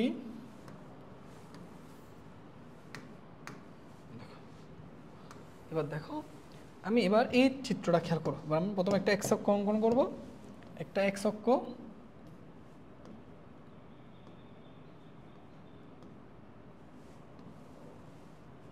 একটা ওয়াই অক্ষ, ঠিক আছে। আচ্ছা বলো প্রথমে এই উপবৃত্ত, এটা হচ্ছে অবশ্যই একটা পরবৃত্ত, এক নম্বরটা দেখো y² = 2x। বলো এবার পরবৃত্তটা কোন অক্ষের উপর অবস্থান করবে, ভাই কোন চলকের পাওয়ার 1, x চলকের পাওয়ার 1, তাহলে পরবৃত্তটা এবার x অক্ষের উপর অবস্থান করবে। এখন x অক্ষের কোন দিকে অবস্থান করবে, ধনাত্মক দিকে নাকি ঋণাত্মক দিকে, বলো এটার সহগ কি ধনাত্মক, তাহলে এটা x অক্ষের উপর অবস্থান করবে, x অক্ষের ঋণাত্মক দিকে, এই যে এই বরাবর, ঠিক আছে, এই বরাবর অবস্থান করবে, এই যে ঠিক আছে। এটা হচ্ছে আমাদের কোন সমীকরণ বলো তো, y² = এই যে আমাদের এইটা হচ্ছে ভাইয়া y² = কত বলো, 2x, ঠিক আছে। আচ্ছা এবার আসো, এবার দেখো, এরপর y = 1/3 × x, তাহলে এটা y = mx না ভাইয়া, ডালটা কি পজিটিভ না, তাহলে ডালটা পজিটিভ হলে এটা মূল বিন্দুগামী সরলরেখা প্রথম চতুর্ভাগে, অর্থাৎ এইরকম করে, এই যে এই হচ্ছে সরলরেখাটা, দেখো কত সহজ অঙ্ক। দেখো এবার তোমাকে ভাইয়া এই অংশটুকুর ক্ষেত্রফল চাইছে, এই যে এই অংশটুকুর ক্ষেত্রফল চাইছে, এই যে এই অংশটুকুর ক্ষেত্রফল, এইটুকুর ক্ষেত্রফল, ঠিক আছে? এটা ভাইয়া বুঝাই দিচ্ছি, তোমরা সলভ করতে পারবা, ঠিক আছে? তো এইটুকুর ক্ষেত্রফলটা কেমনে বের করবা? তুমি দেখো, আমরা প্রথমে এই বিন্দু থেকে এটার উপর একটা লম্ব অঙ্কন করি। করলে ভাইয়া তুমি দেখো, তুমি প্রথমে যে কাজটা করবা সেটা হচ্ছে কোন কালার নেই, এই যে এইটা দেখো ভাইয়া, প্রথম আমি যে কাজটা করব, এই যে বক্ররেখাটা মানে 1 নং পরাবৃত্তটা, এই যে বক্ররেখাটা দেখো, এই পরাবৃত্তটাকে তুমি যদি পরাবৃত্তের সমীকরণ অর্থাৎ এই সমীকরণকে যুগযুগকরণ করো এক্স এর সাপেক্ষে, তাহলে এক্স এর সাপেক্ষে যুগযুগকরণ করলে এই পরাবৃত্তটা এক্স অক্ষের সাথে যে আবদ্ধ এরিয়াটা উৎপন্ন করছে তার ক্ষেত্রফল কি পাবা না? তার ক্ষেত্রফল পাবা না? অর্থাৎ এই যে এটাকে ওয়াই ধরবা, তাহলে এটাকে যুগযুগকরণ করবা, করে তুমি এই পুরো এরিয়ার ক্ষেত্রফলটা পাবা, এই পুরো এরিয়ার ক্ষেত্রফল পাবা, ঠিক আছে? তাহলে পুরো এরিয়ার ক্ষেত্রফল পাবা। তাহলে এই পুরো এরিয়ার ক্ষেত্রফলটা হচ্ছে বক্ররেখা দ্বারা আবদ্ধ ক্ষেত্রের ক্ষেত্রফল। এখন আমার তো পুরোটা চাই নাই, আমাকে চাইছে লাল অংশটুকুর। তাহলে আমার এই পুরোটার ক্ষেত্রফল বের করে সেখান থেকে একটা ক্ষেত্রফলকে মাইনাস করে দিতে হবে, সেটা হচ্ছে কি এই সরল রেখাটা। দেখো এই সরল রেখাটা, দেখো তো এই যে সরল রেখাটা, এই সরল রেখাটা এক্স অক্ষের সাথে এতটুকু এরিয়া উৎপন্ন করছে না, এই যে এইটুকু এরিয়া সরল রেখা। তাহলে এই সরল রেখার সমীকরণ হচ্ছে এই যে এটা, এই সরল রেখার সমীকরণকে আমি যদি যুগযুগকরণ করি কার সাপেক্ষে? এক্স এর সাপেক্ষে, তাহলে আমি এইটা দ্বারা এই এরিয়ার ক্ষেত্রফল পাবো। এবার বক্ররেখা দ্বারা আবদ্ধ ক্ষেত্রের ক্ষেত্রফল থেকে এর ক্ষেত্রফলটা তুমি যদি বিয়োগ করে দাও, এই ক্ষেত্রফলটা পেয়ে যাচ্ছ না, মাঝখানেরটা পেয়ে যাচ্ছ না, কত সহজ দেখছো? আচ্ছা, তো প্রথম কাজ হচ্ছে তুমি এক্স এর সাপেক্ষে যদি করো, এক্স এর সাপেক্ষে যদি করো তাহলে তোমাকে অবশ্যই এক্স এর লিমিট বসাইতে হবে। এখন এক্স এর লিমিট আমরা কেমনে বসাবো? এই দুইটা রেখার ছেদবিন্দু বের করবো, ছেদবিন্দুর বুঝ। তো এই দুইটা রেখার ছেদবিন্দু দেখা, একটা হচ্ছে এইটা যার বুঝ তুমি অলরেডি জানো 0, আরেকটা হচ্ছে ছেদবিন্দুর বুঝ হচ্ছে এই পয়েন্টটা, এই পয়েন্টটা, এই ছেদবিন্দুর বুঝ বের করবা কেমনে? 1 আর 2 কে সমাধান করবা, আর কিচ্ছু না। তো আসো 1 ও 2 কে সমাধান করে পাই, সমাধান করে পাই। তো আসো 1 এবং 2 কে সমাধান করবো ভাইয়া। এই যে y এর মান 1/3 উপর তুমি যদি এখানে স্কয়ার করো তাহলে এটা কি পাবা? s²/9 পাবা, বুঝো নাই? এই যে y এর জায়গায় x/3 বসাইছি, তারপর স্কয়ার করলে s²/9 ইকুয়াল টু 2x। ওকে, 8 গুণ করে দিলে s² ইকুয়াল 9 × 18x, ঠিক আছে? তো এবার বল, এখান থেকে আমি ভাইয়া এক পাশে যদি নিয়ে আসি, তুমি এক্সটা যদি কমন নিয়ে নাও তাহলে এখান থেকে কি থাকবে? x - 18 equal 0। তাহলে এক্স এর মান কত পাচ্ছ? 0, এবং এক্স এর আরেকটা মান কত পাওয়া যাচ্ছে? 18। এই যে আমি নির্ণয় ছেদবিন্দুর বুঝগুলি বের করছি, তার মানে আমার যে এরিয়াটা বের করতে হবে এক্স অক্ষ দ্বারা যে আবদ্ধ ক্ষেত্রের ক্ষেত্রফল বের করতে হবে সেটা হচ্ছে এক্স এর মান 0 থেকে শুরু করে এক্স এর মান কত পর্যন্ত? 18 পর্যন্ত। এর মধ্যেই আমাদের আবদ্ধ ক্ষেত্রের ক্ষেত্রফলটা বের করতে হবে। ক্লিয়ার? আচ্ছা, তো আসো এবার বলো ভাইয়া, এই যে তাহলে আমি ওই যে আবদ্ধ ওই যে বক্ররেখাটা দ্বারা যে এক্স অক্ষ দ্বারা আবদ্ধ এরিয়াটা উৎপন্ন হয়েছে সেই এরিয়ার ক্ষেত্রফলটা যদি বের করতে চাও তাহলে তুমি এর সমীকরণকে যুগযুগকরণ করতে হবে। এক্স এর সাপেক্ষে যুগযুগকরণ করলে প্রদত্ত সমীকরণের ওয়াই এর মান বের করে নিয়ে আসবা। তো আসো এখান থেকে y² ইকুয়াল টু কত রাখা যাবে? 2x। তাহলে বর্গমূল করলে প্লাস মাইনাস দেওয়া লাগে, বাট এখানে প্লাস মাইনাস দিব না, প্রথম চতুর্ভাগে বুঝকুটি পজিটিভ। তাহলে y ইকুয়াল টু আমরা কত লিখবো? √2x। ওকে, এটার যে y সেই yটাকে তুমি y1 দ্বারা প্রকাশ করো, এটা হচ্ছে y1। ওকে, আচ্ছা, এরপর তোমার তাহলে এইটা করলে তুমি পুরোটার ক্ষেত্রফল পাবা, এই যে পুরো এরিয়ার ক্ষেত্রফল পাবা। আর পুরো এরিয়ার ক্ষেত্রফল থেকে নিচেরটা বাদ দিলে এটা পাবা। তো নিচেরটা হচ্ছে কোন রেখা দ্বারা আবদ্ধ ক্ষেত্রের ক্ষেত্রফল? এই সরল রেখা দ্বারা। তাহলে সরল রেখার সমীকরণকে সমাধান করবো। এটা সমীকরণ কি? y equal x/3। তাহলে এটার যে y সেই yটাকে আমরা y2 দ্বারা প্রকাশ করব, y2 দ্বারা প্রকাশ করব। ওকে, তাহলে আসো এবার আমরা করে ফেলি। আবদ্ধ ক্ষেত্রের ক্ষেত্রফল, ওকে, আবদ্ধ ক্ষেত্রের ক্ষেত্রফল বের করবো কিভাবে? আমরা এই যে 0 থেকে 18 লিমিটের মধ্যে ভাইয়া আমরা এই আবদ্ধ যে বক্ররেখাটা আছে সেই বক্ররেখাটা দ্বারা আবদ্ধ ক্ষেত্রের ক্ষেত্রফল বের করবো। সো এটা হচ্ছে y1 টু dx। তারপর তার থেকে সরল রেখা দ্বারা আবদ্ধ ক্ষেত্রের ক্ষেত্রফলটা মাইনাস করতে হবে। তাহলে সরল রেখার দ্বারা আবদ্ধ ক্ষেত্রের ক্ষেত্রফল বের করবো কেমনে? এর সমীকরণকে যুগযুগকরণ করবে। তাহলে এর সমীকরণে কাকে যুগযুগকরণ করবা? y কে, এক্স এর সাপেক্ষে যেহেতু যুগযুগকরণ করতেছো, তাহলে y ইন্টু y মানে এখানে y ইন্টু dx। ওকে, এবার আসো 0 থেকে 18, এখানে y মান না নাকি y1 মান হচ্ছে √2 √x আলাদা করে লিখলাম ইন্টু ডিএক্স মাইনাস 0 থেকে 18 y2 মানে কি y2 মানে x/3 ইন্টু ডিএক্স ঠিক আছে। এবার এটা √2 সামনে এটা যুগযুগন যদি করো x টু দি হাফে যুগযুগন কত x টু দি পাওয়ার 3/2 নিচেও 3/2 আপার লিমিট লোয়ার লিমিট মাইনাস এখানে যুগযুগন করলে তোমার 1/3 সামনে নিয়ে আসো x কে যুগযুগন করলে s²/2 আপার লিমিট এবং লোয়ার লিমিট এর মানগুলো বসাও। এটা হচ্ছে তোমার 2√2 ডিভাইডেড বাই 3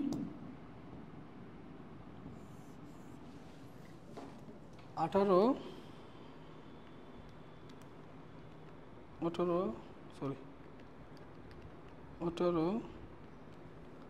3/2 তো এটা আসতেছে কোথায় ভুল হয়েছে দাঁড়াও তো একটু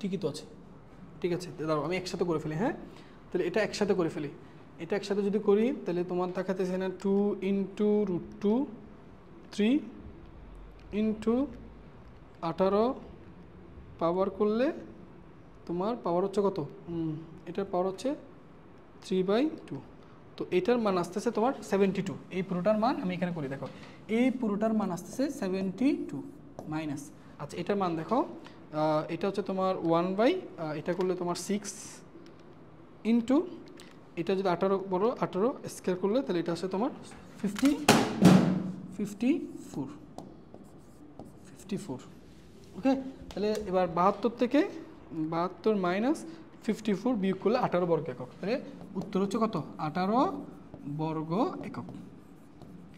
আশা করি এটুকু বোঝা গেছে ঠিক আছে। চলো এবার আমাদের পরবর্তী অঙ্ক আমাদের এই অধ্যায়ের লাস্ট অঙ্ক ওকে চলো এটা হচ্ছে আমাদের যশোর বোর্ড 21 সালের প্রশ্ন। সো এটাও দেখো এটা খুবই সহজ একটা প্রশ্ন কোডিং না কিন্তু ঠিক আছে।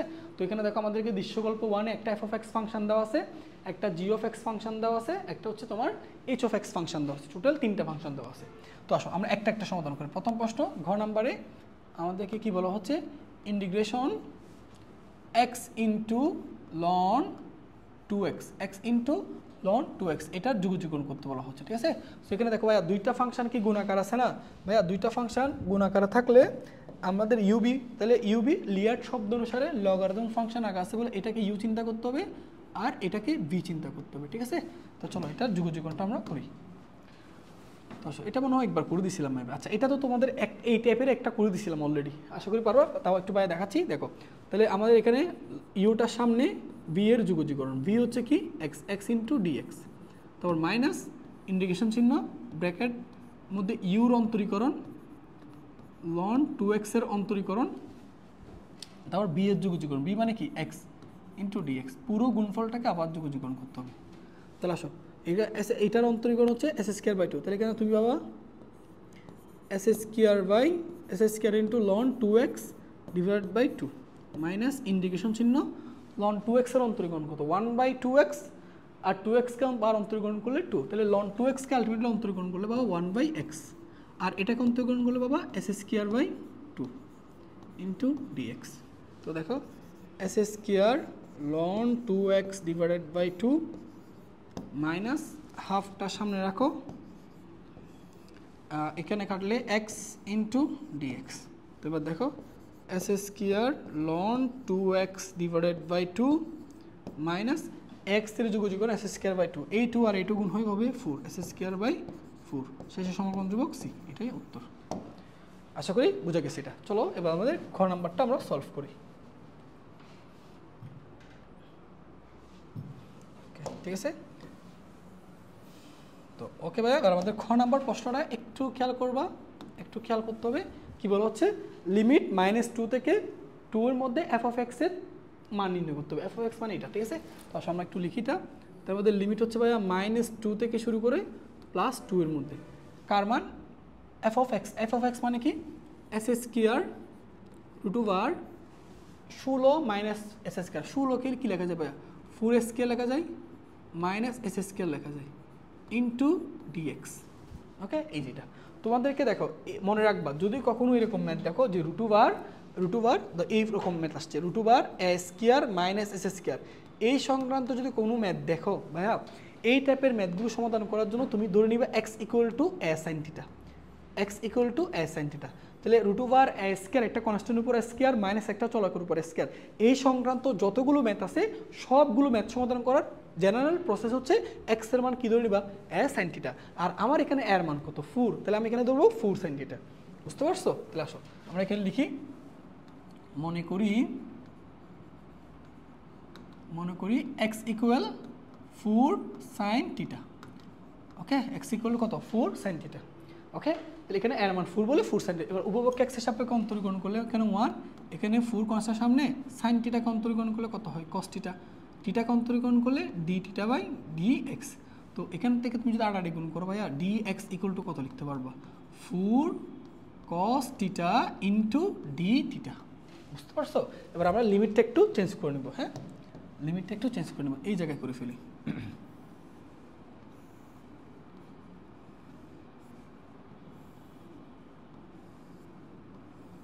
দেখো এখানে আমার এক্স চলকের লিমিট, আর এখানে হচ্ছে আমাদের জেড। ঠিক আছে, জেড, এই যে জেডের লিমিট, সরি জেড না, সরি এখানে তো থিটা, এখানে চলক হিসেবে কোনটা আছে? থিটা। আচ্ছা, এক্স এর লোয়ার লিমিট -2, আপার লিমিট +2। আচ্ছা, এখন চিন্তা করে বলো, দেখো ভাই আমি যদি এক্স এর মান -2 বসাই, এই 4টাই পাশে গিয়ে ভাগ হয়ে কত হবে? -1/2 হবে না? তাহলে এবার তুমি দেখো তো, সাইন থিটা ইকুয়াল টু -1/2। ঠিক আছে, তাহলে থিটা, এখন দেখো আমি এই জিনিসটা কীভাবে লেখা যায়? সাইন থিটা মাইনাস লিখে, সাইন কত ডিগ্রি মান? হাফ বলতে পারবা? 30 ডিগ্রি মান। তাহলে সাইন এটাকে π/6 লেখা যায় না? দেখো তো, মাইনাসটা সামনে হাফ, সাইন কত ডিগ্রি মান ভাইয়া? 30 ডিগ্রি মান। ঠিক আছে, তাহলে এখন দেখো সাইন থিটা আর সাইন কাটা গেলে থিটার মান কত থাকতেছে? -π/6। তাহলে থিটার মান তুমি এক্সের মান যদি এখানে -2 বসাও, থিটার মান কত পাবা? -π/6। ঠিক সেম, যদি 2 বসাও তাহলে হবে +π/6। এই যে লিমিট আমরা চেঞ্জ করছি। ঠিক আছে, এবার আসো, এবার এখানে খেয়াল করো, তাহলে এবার আমরা লিমিটটা একটু চেঞ্জ করে নেবো। এখানে দেখো লিমিটটা দেখো, তাহলে লিমিট কী দিব এখন? -5/6 থেকে +5/6, -5/6 থেকে +5/6। ওকে, এবার আসো এক্স এর মান কী ধরছো? এখান থেকে দেখে বলো, এক্স এর মান ভাইয়া তুমি কী ধরছো? 4 সাইন থিটা না? এখানে যদি 4 সাইন থিটার উপর বসাও, তাহলে 4 এর উপর স্কয়ার করলে 16, সাইনের উপর স্কয়ার করলে sine square theta, root over 4, তার মানে 16 মাইনাস, আবার দেখো এক্স এর মান 4 সাইন থিটা, তারপর স্কয়ার করলে 16 সাইন স্কয়ার থিটা। ধরো আমরা এই জায়গায় একটু করা যাবে না, এটাকে একটু এই জায়গায় নামাই ফেলি। আচ্ছা, এখানে একটু এখানে নামাই ফেলি, ওই যে মানগুলো বসানোর জন্য, তো এই জন্য এখানে থাক, এই জায়গায় এই পর্যন্ত থাক। ঠিক আছে, এবার দেখো তাহলে মান -5 থেকে +5/6, এক্স এর জায়গায় 4 সাইন থিটা বসালে তার উপর স্কয়ার করলে 16 সাইন স্কয়ার থিটা, 4 স্কয়ার মানে 16 মাইনাস এক্স এর মান যদি 4 সাইন থিটা স্কয়ার বসাও 16 সাইন স্কয়ার থিটা। ডিএক্স এর মান কত দেখো তো? 4 cos theta into d theta. এবার ভালো করে বুঝো, ভালো করে খেয়াল করবো, এটা -π/6 থেকে +π/6, ভালো করে বুঝো ভাইয়া। এখান থেকে আমি এই জায়গা থেকে আমি 16 কমন নিব, তাহলে 16 কে রুটের বাইরে নিয়ে আসলে রুট ওভার 16 মানে কত? 4 না? তাহলে A4 আর A4 গুণ হয়ে কত হবে? 16। এইদিকে একটা 16 আছে না? তাহলে 16 আর 16 গুণ করলে কত হয়? 16 × 16 গুণ করলে হচ্ছে 256, সামনে বসাই দাও একেবারে। এটা বুঝো, অনেকে আবার বুঝতে না পারো, আবার বুঝাচ্ছি। এখান থেকে বা তুমি 16 কমন নিবা এই রুটের ভিতর থেকে, তাহলে রুটের ভিতর থেকে তুমি যদি 16 কমন নিয়ে নাও, তাহলে বুঝো একটু, 16 কমন নিয়ে রুট 16 মানে কত? 4। A4 আর A4 গুণ হয় কত? 16। এই 16 গুণ হয় কত? 256। তাহলে এটাকে একেবারে সামনে নিয়ে আসলাম। এবার দেখো সাইন স্কয়ার থিটা বা root over 1 minus sine square theta মানে কি? কস স্কয়ার থিটা না? রুট আর স্কয়ার কাটা গিয়ে এখানে কী থাকবে? Cos theta. এখানে 4 বাদ দিয়েছ, তাহলে এখানে cos theta into d theta. Okay, এবার আসো দেখো, এবার আমাদের ম্যাথ তো হয়ে গেছে। দেখো এরপরের লাইনটা আমরা এই জায়গায় করি, এই জায়গায় করতেছি। দেখো 256 minus pi by 6 pi by 6। এবার ভাই দেখো cos থিটা আর cos থিটা গুণ করলে কত হয়? cos square theta. তাহলে দুইটার উপর যেহেতু স্কয়ার, দুইটাকে কি ব্র্যাকেটে এরকম লেখা যায় না? sin theta into cos theta whole square into d theta. ঠিক আছে, এটা আশা করি বুঝতে পারছো। এই যে cos থিটা গুণ করলে cos square theta sin square theta, তো দুইটার উপর স্কয়ার জন্য x এর হোল স্কয়ার লিখছি। দেখো তো 2 sin a ইনটু cos এর সূত্র দেওয়ার জন্য এটা কি লাগে? 2 লাগে না? তো এখানে একটা 2 গুণ করে দাও। আর 2 তুমি এক্সট্রা লিখো না, 2 এর উপর কিন্তু স্কয়ার আছে, তাহলে কত এক্সট্রা লিখছো? 4। তাহলে এখানে 4 দিয়ে ভাগ করে দিবা। ঠিক আছে, এবার দেখো অঙ্ক মিলে গেছে। দেখো এখন 256 ভাগ 4 করলে হচ্ছে 64, এখানে 64 আসতেছে মাইনাস পাই বাই 6 থেকে প্লাস পাই বাই 6। এবার বলো 2 sin theta into cos theta মানে কত? sin 2 theta. তাহলে sin 2 থিটার উপর কি স্কয়ার আছে না? তাহলে এখানে কি হবে? sin square 2 theta into d theta. 2 sin theta into cos theta মানে কত? sin 2 theta. sin 2 থিটার উপর স্কয়ার আছে না, এইজন্য sin স্কয়ার 2 থিটা লিখছি। ঠিক আছে, এবার আমরা আরেকটা পেজে যাই।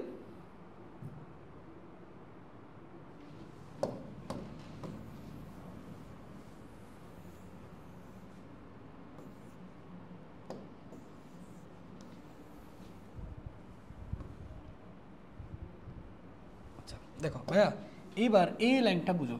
এখানে একটা সূত্র দেওয়ার জন্য দেখো 2 sin স্কয়ার সূত্র দেওয়ার কি 2 লাগে না? তাহলে এখানে একটা 2 দিয়ে গুণ করে দাও আর সামনে 2 দিয়ে ভাগ করে দাও।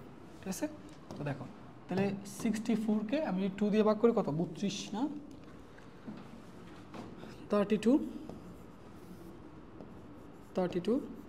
এখানে মাইনাস পাই বাই 6 থেকে plus pi by 6। Okay, 2 sin square থিটার সূত্র কি? 1 minus cos 2 theta. 2 theta, theta মানে কত? 2 থিটা। তাহলে 2 ইনটু 2 থিটা মানে কত? 4 থিটা। এই যে ইনটু d থিটা। এবার এটাকে যুগযুগন করবো, তাহলে 32। এবার যুগযুগন করো, 1কে যুগযুগন করলে থিটা মাইনাস cos থিটাকে যুগযুগন করলে কত হবে? cos থিটাকে যুগযুগন করলে ভাইয়া sin থিটা 4 থিটা। তাহলে এটা থিটার শক দিয়ে ভাগ করতে, থিটার শক কত? 4 দিয়ে ভাগ করবো। তারপর pi by 6 minus pi by 6। Okay, এবার আসো, এবার আমরা মানগুলো বসাই। হ্যাঁ, একবার আপার লিমিট আর একবার লোয়ার লিমিট।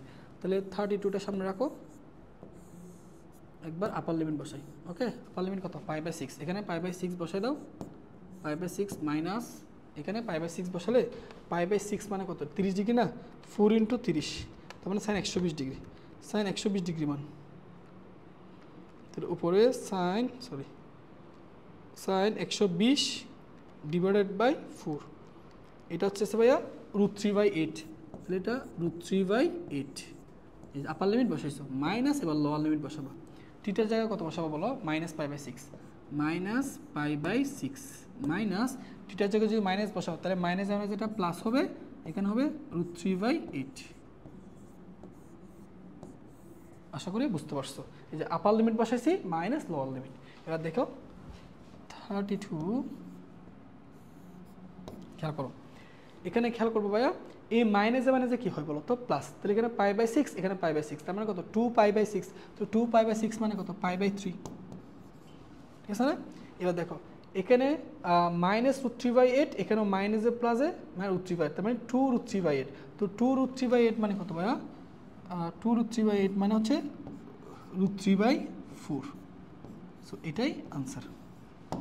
তাহলে তুমি 32 দিয়ে যদি লিখো সমস্যা নাই, এরকম লিখতে পারবা 32 পাই ডিভাইডেড বাই 3 মাইনাস 4টা 32।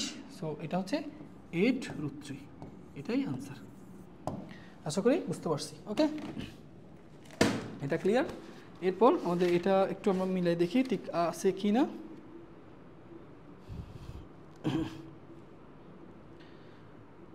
ঠিক আছে, 32 পাই বাই 3 মাইনাস এ। হ্যাঁ ঠিক আছে। এবার আসো আমাদের পরবর্তী প্রশ্ন আমরা সমাধান করব, ঘ নম্বর আমাদের লাস্ট প্রশ্ন এটা। ঠিক আছে,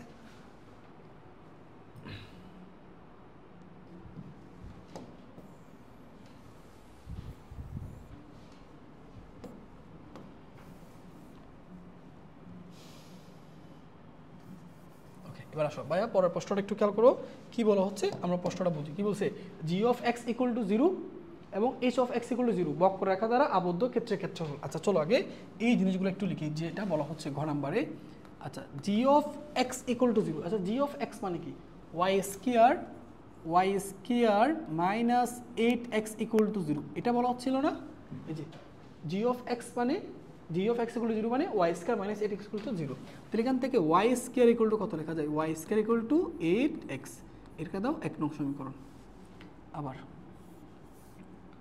আচ্ছা আমি এরপর নিচে, আচ্ছা এখানে লিখি, আবার দেখো, আবার H of x equal to 0, H of x মানে কোনটা, S square minus 8y equal 0।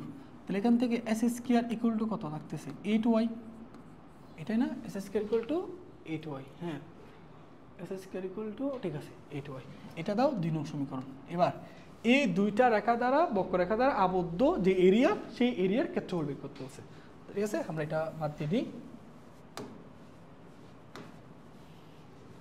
আচ্ছা চলো এবার আমরা চিত্র আঁকবো।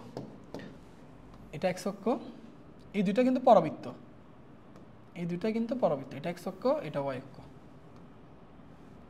কত সহজ এগুলো, বুঝছো? কঠিন না। ওকে আচ্ছা চলো আমরা একটা একটা চিত্র আঁকি। প্রথমে এটা আঁকবো, দেখো y square equal to 8x, বা তুমি এটাও আঁকতে পারো, তোমার ইচ্ছা, তুমি যেটা খুশি, আমি এইটাও আঁকতে পারো, এটাও আঁকতে পারো, ঠিক আছে? ওকে আচ্ছা প্রথমে এটা দেখো, ওয়াই স্কোয়ার ইকুয়াল টু কত, 8x আছে। ভাইয়া বলো তো কোন চলকের সর্বোচ্চ পাওয়ার 1, এক্স চলকের সর্বোচ্চ পাওয়ার 1, তার মানে পরাবৃত্তটা এক্স অক্ষের উপর অবস্থান করবে।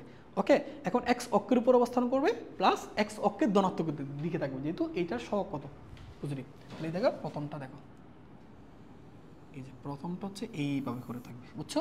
তো এটাকে আমরা এই দিকে করে তোমাদের বোঝানোর জন্য দিয়ে দিচ্ছি, এটা হচ্ছে কোনটা, ওয়াই স্কোয়ার ইকুয়াল টু কত, 8x। আচ্ছা চলো পরেরটাকে এই কালার দিয়ে লিখি, বলো S square equal two 8y, কোন চলকের পাওয়ার 1, ওয়াই চলকের, তাহলে পরাবৃত্তটা ওয়াই অক্ষের উপর অবস্থান করবে। ওয়াই অক্ষের সহগ কি, ওয়াই এর সহগ কি পজিটিভ, তাহলে ওয়াই অক্ষের ধনাত্মক দিকে মুক্ত থাকবে। এই যে আরেকটা হচ্ছে এই যে এটা, এই যে ও সরি একটু ভুলেছে, আমাদের চিত্রটা সুন্দর করে আঁকতে পারবো, হয়েছে? এই দিকে করে নিয়েছি, আচ্ছা ঠিক আছে, ওকে ঠিক আছে, এই যে ওকে। তাহলে এই যে এটা হচ্ছে ভাই আমাদের এই যে এই সমীকরণটা হচ্ছে কোনটা, এস স্কোয়ার ইকুয়াল 8y। তাহলে আমাদের এই দুইটা রেখা দ্বারা আবদ্ধ এরিয়া কোনটা, এই যে আবদ্ধ এরিয়া হচ্ছে এইটুকু, দেখছো এইটুকুর ক্ষেত্রফল, এইটুকুর ক্ষেত্রফল চাইছে, এই যে এইটুকুর ক্ষেত্রফল চাইছে, ঠিক আছে? তো কীভাবে করবা, প্রথমত ভাইয়া দেখো আমি তোমাদেরকে একটু বুঝাই জিনিসটা। এই যে এ পয়েন্ট থেকে এটার উপর একটা এক্স, এই পয়েন্ট থেকে একটা, এই যে এই পয়েন্ট থেকে একটা ভাই তুমি লম্ব অঙ্কন করবা। তাহলে দেখো এবার আমাদের এবার কাজ হচ্ছে, খেয়াল করবা, এটা ভালো করে একটু বুঝতে হবে, ঠিক আছে? তোমরা একটু এটার দিকে ফোকাস করো ভাইয়া। প্রথম কথা হচ্ছে তুমি দেখো আমাদের এই লাল চিহ্নিত অংশের ক্ষেত্রফল লাগবে। দেখো এই যে 1 নং, ওই যে 1 নং যে বক্ররেখাটা দেখতেছো না, সেই বক্ররেখাটা দেখো তো ভাইয়া, সরি আমার অন্য কালার নেই, এটা এই কালারটা নেই, দেখো ভাই এই 1 নং বক্ররেখাটা যেটা দেখতেছো, এই বক্ররেখাটা দেখো তো এক্স অক্ষের সাথে এতটুকু ক্ষেত্রফল উৎপন্ন করছে না, এই যে এতটুকু এক্স অক্ষের সাথে। তাহলে এই আবদ্ধ ক্ষেত্রের ক্ষেত্রফলটা তুমি কেমনে পাবা, সেটা হচ্ছে ভাই তুমি এই যে এর যে সমীকরণ আছে, এর সমীকরণকে এক্স এর সাপেক্ষে যুগযুগকরণ করতে হবে। আমরা জানি এক্স অক্ষ দ্বারা আবদ্ধ ক্ষেত্রের ক্ষেত্রফল বের করার জন্য এক্স এর সাপেক্ষে যুগযুগকরণ করতে হয়। তো এক্স এর সাপেক্ষে যুগযুগকরণ করে আমি দেখো এই পুরো এরিয়াটা পাবো, এই পুরো এরিয়ার ক্ষেত্রফলটা পাবো। তাহলে এই পুরো এরিয়ার ক্ষেত্রফল থেকে আমাদেরকে তো এই ক্ষেত্রফলটা বের করতে হবে, তাহলে কত, এইটুকু ক্ষেত্রফলটা মাইনাস করতে হবে না। তাহলে আমি প্রথমে আমাদের 1 নং যে পরাবৃত্ত দেখতেছো, সেই 1 নং পরাবৃত্তটা দ্বারা এক্স, এই 1 নং পরাবৃত্তটা এক্স অক্ষের সাথে যে আবদ্ধ এরিয়াটা উৎপন্ন করছে তার ক্ষেত্রফল যদি বের করতে হয়, তাহলে আমাকে এই সমীকরণকে এক্স এর সাপেক্ষে যুগযুগকরণ করতে হবে। এক্স এর সাপেক্ষে যুগযুগকরণ করতে হয় প্রদত্ত সমীকরণের ওয়াইকে, তাহলে আমি এখানে যুগযুগকরণ করব, করলে আমি এই পুরো এরিয়ার ক্ষেত্রফল, এই পুরোটার, বাদ তো আমার তো পুরোটা চাই নাই, আমার চাইছে লাল চিহ্নিত অংশটুকুর ক্ষেত্রফল। তাহলে আমাদেরকে দেখো এইটুকুর ক্ষেত্রফলটা মাইনাস করা লাগবে। দেখো এবার এই যে দেখো সবুজ চিহ্নিত যে বক্ররেখাটা দেখতেছো না, এই বক্ররেখাটা হচ্ছে 2 নং বক্ররেখাটা। দেখো এই 2 নং বক্ররেখাটা এক্স অক্ষের সাথে দেখো তো এইটুকু এরিয়া উৎপন্ন করছে না, এইটুকু এরিয়া উৎপন্ন করছে না, এইটুকু এরিয়া, এইটুকু এরিয়া। তাহলে পুরো এরিয়াটা হচ্ছে, এই পুরো এরিয়াটা হচ্ছে 1 নং বক্ররেখার দ্বারা, আর এইটুকু হচ্ছে 2 নং বক্ররেখার দ্বারা। তাহলে 1 নং বক্ররেখাকে আমি যদি যুগযুগন করি পুরো এরিয়ার ক্ষেত্রফল পাবো, সেখান থেকে 2 নং যে বক্ররেখা দেখতেছো তাকে যুগযুগন করলে এই ক্ষেত্রফলটা পাওয়া যাবে। তাহলে পুরোটার ক্ষেত্রফল থেকে এটার ক্ষেত্রফল যদি মাইনাস করে দাও, লাল চিহ্নিত অংশের ক্ষেত্রফলটা পেয়ে যাচ্ছ। ঠিক আছে, ওকে। তো ভাইয়া প্রথম কথা হচ্ছে কি, তোমাকে এক্সের সাপেক্ষে যদি যুগযুগীকরণ করো, ভাইয়া বলছিলাম এক্সের সাপেক্ষে যুগযুগীকরণ করলে তোমাকে ডেফিনেটলি এক্সের লিমিট বের করতে হয়। ঠিক আছে, তো আমরা এক্সের লিমিট বের করবো। সো এক্সের লিমিট কীভাবে বের করবো, এই দুইটার বক্ররেখার ছেদবিন্দুর বুঝ বের করবা। সো দেখো দুইটার বক্ররেখার ছেদবিন্দুর বুঝ আমরা বের করি, সেটা হচ্ছে একটা বক্ররেখার, এই দুইটা বক্ররেখার একটা ছেদবিন্দু হচ্ছে এইটা, আর একটা ছেদবিন্দু হচ্ছে এইটা। তো এইটার অলরেডি মান তুমি জানো, এটার স্থানাঙ্ক কত, 0, বুঝের মান 0। এখন এইটার বুঝ বের করবো, এই দুইটা, তাহলে দুইটা বক্ররেখার ছেদবিন্দুর বুঝ বের করার জন্য দুইটা বক্ররেখার সমীকরণকে সমাধান করবা। সমীকরণকে সমাধান করলে এক্স এর মান বের হলেই সেটাই বিন্দুর বুঝ। তো আসো আমরা সমাধানটা করে ফেলি। তো আসো আমরা কি দিয়ে করবো বলো, 1 নং ও 2 নংকে সমাধান করে পাই। 1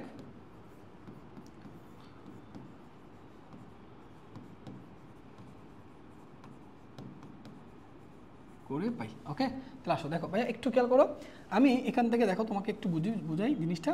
এখান থেকে ওয়াই এর মান কত আসে বলো তো ভাইয়া, ওয়াই এর মান কত আসে, s²/8 না, ওয়াই এর মান কত, s²/8। এই ওয়াই এর জায়গায় এখানে ওয়াই এর মানটা যদি বসাও, ওয়াই এর মান কত বসাবা, s²/8, তার উপর আবার কি আছে, স্কয়ার আছে, তার উপর আবার কি আছে, স্কয়ার আছে, তাই না, s² = 8x। সো দেখো এখানে x স্কয়ার করলে x⁴, এটার উপর স্কয়ার করলে 64 8x। তাহলে এখান থেকে x⁴ মাইনাস 64 × 8 করলে 512, এই পাশে নিয়ে আসলে 512x = 0। তো এখান থেকে x যদি কমন নিয়ে নাও, x³ - 512, এখান থেকে x এর একটা মান পাওয়া যাচ্ছে কত, 0। তারপর x³ - 512 = যদি 0 হয়, তাহলে x³ = কত, 512। তাহলে উভয়পক্ষে ঘন করো, কিউব √ 512 করলে আমি পাচ্ছি 8। এই যে দেখো, তাহলে ছেদবিন্দুর বুঝগুলো বের করছি। তাহলে x অক্ষের সাপেক্ষে যখন যুগযুগীকরণ করবা, ডেফিনেটলি তুমি দুইটা রেখার ছেদবিন্দুর বুঝ বের করবা। সো আমি ছেদবিন্দুর বুঝ পেয়ে গেছি, একটা 0, এই যে 0 হচ্ছে এটা, আর এটা হচ্ছে এই হচ্ছে ছেদবিন্দুর বুঝ, সেটা হচ্ছে কত, 8, এই যে 8। তাহলে আমাকে এখন এই আবদ্ধ এরিয়ার ক্ষেত্রফল বের করতে হবে, এই পুরো এরিয়ার ক্ষেত্রফল বের করতে হবে 0 থেকে কত লিমিটের মধ্যে, 8 লিমিটের মধ্যে। চলো বা আমরা করি। আচ্ছা, প্রথমত ভাইয়া আমরা বড়টার ক্ষেত্রফল বের করবো। বড়টা হচ্ছে কোন রেখা দ্বারা আবদ্ধ হয়েছে, দেখো তো বড়টা কোন রেখা দ্বারা আবদ্ধ হয়েছে, হলুদ রেখাটার দ্বারা না, হলুদ রেখাটা হচ্ছে কি 1 নং রেখা, এই যে 1 নং রেখা। প্লাস এখন 1 নং রেখা হচ্ছে কোনটা, y² = কত, 8x, তাই না। এখন এটাকে তখন যুগযুগীকরণ করবা, ডেফিনেটলি ওয়াইকে এক্স এর সাপেক্ষে যখন যুগযুগীকরণ করবা, ওয়াই এর মানকে যুগযুগীকরণ করতে হয়। সো আমরা ওয়াই বের করার জন্য উভয়পক্ষে বর্গমূল করব, বাট আমরা জানি বর্গমূল করলে কি হয় ভাইয়া বলো তো, বর্গমূল করলে কি দিতে হয়, প্লাস মাইনাস, এখানে প্লাস মাইনাস দিব না। তাহলে এটা কত, √8x, এটা দাও এটা। আর এই ওয়াইটাকে আমরা বলতেছি ভাইয়া, এইটা ওয়াইটাকে আমরা প্রকাশ করবো y1 দ্বারা, এই y1 দ্বারা। এবার আসো 2 নং সমীকরণ থেকে ওয়াই বের করি। 2 নং সমীকরণ কত বলো, এখান থেকে দেখা বলো, এখানে করে ফেলি। হ্যাঁ, এখানে করে ফেলি, কত, s² = কত, 8y, তাই না। তাহলে y = কত আসবে, s²/8। তাহলে এর যে y, এই ওয়াইটা হচ্ছে, এর ওয়াইটাকে আমরা y2 দ্বারা প্রকাশ করব। তাহলে এটা হচ্ছে 2 নং রেখা, এই যে সবুজ যে বক্ররেখা দেখতেছো সেটা। তাহলে সবুজ বক্ররেখাকে যুগযুগীকরণ করলে এইটুকুর ক্ষেত্রফলটা পাবা, এইটুকুর ক্ষেত্রফলটা, বুঝতেছো, এইটুকুর ক্ষেত্রফলটা পাবা। তাহলে আমার যদি হলুদ রেখাটা বর্গ করি, তাহলে এই পুরোটার ক্ষেত্রফল পাবো। তাহলে পুরো ক্ষেত্রফল থেকে এই সবুজ অংশের ক্ষেত্রফলটা বিয়োগ করে দিলে লালটা পেয়ে যাবা, লাল চিহ্নিত অংশের ক্ষেত্রফল পেয়ে যাবা। ঠিক আছে, তো আসলে বলে কি, আবদ্ধ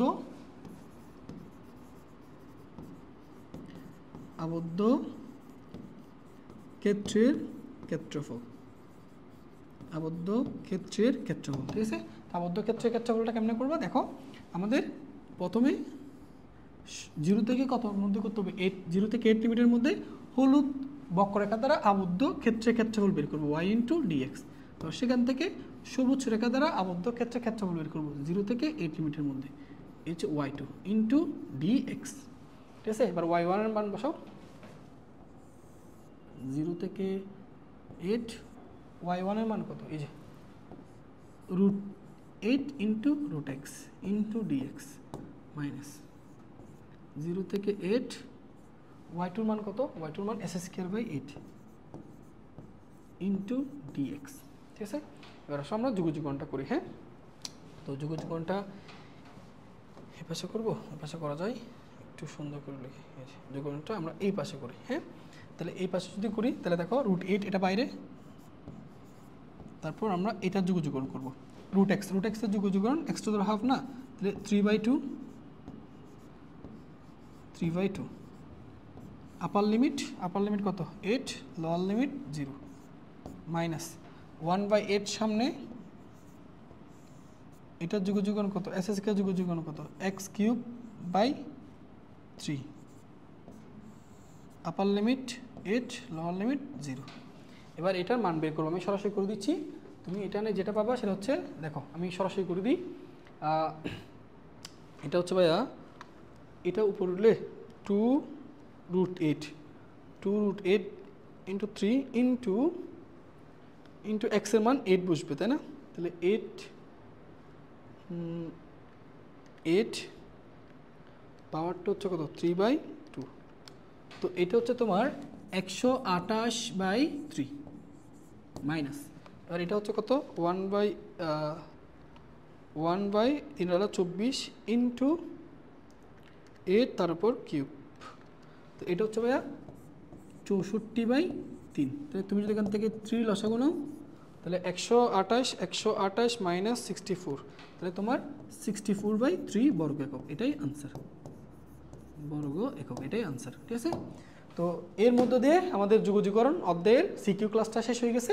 সো ভাই এখানে তোমাদের বইয়ে যত টাইপের ম্যাথ আছে প্রত্যেকটা টাইপের ম্যাথগুলো করাইছি। তো এখানে সবচেয়ে বেশি টাইপের ম্যাথ হচ্ছে tan g থেকে যে আবদ্ধ ক্ষেত্রের ক্ষেত্রফল রিলেটেড। সো আবদ্ধ ক্ষেত্রের ক্ষেত্রফল রিলেটেড যত টাইপের ম্যাথ আসা সম্ভব ভাই প্রত্যেকটা টাইপের ম্যাথ এখানে সমাধান করে দিয়েছি। সো পাশাপাশি তুমি যদি তোমাদের বইয়ের অন্যান্য যে প্রশ্নগুলো আসে সেগুলো যদি সমাধান করে ফেলো, ইনশাল্লাহ আমার বিশ্বাস যুগযুগরণ থেকে প্রশ্ন আসলে অবশ্যই উত্তর করতে পারবা। সো যদি ক্লাসটা ভালো লাগে তাহলে বন্ধুদের সাথে ক্লাসটা শেয়ার করার অনুরোধ রইল। সো ধন্যবাদ সবাইকে, আসসালামু আলাইকুম।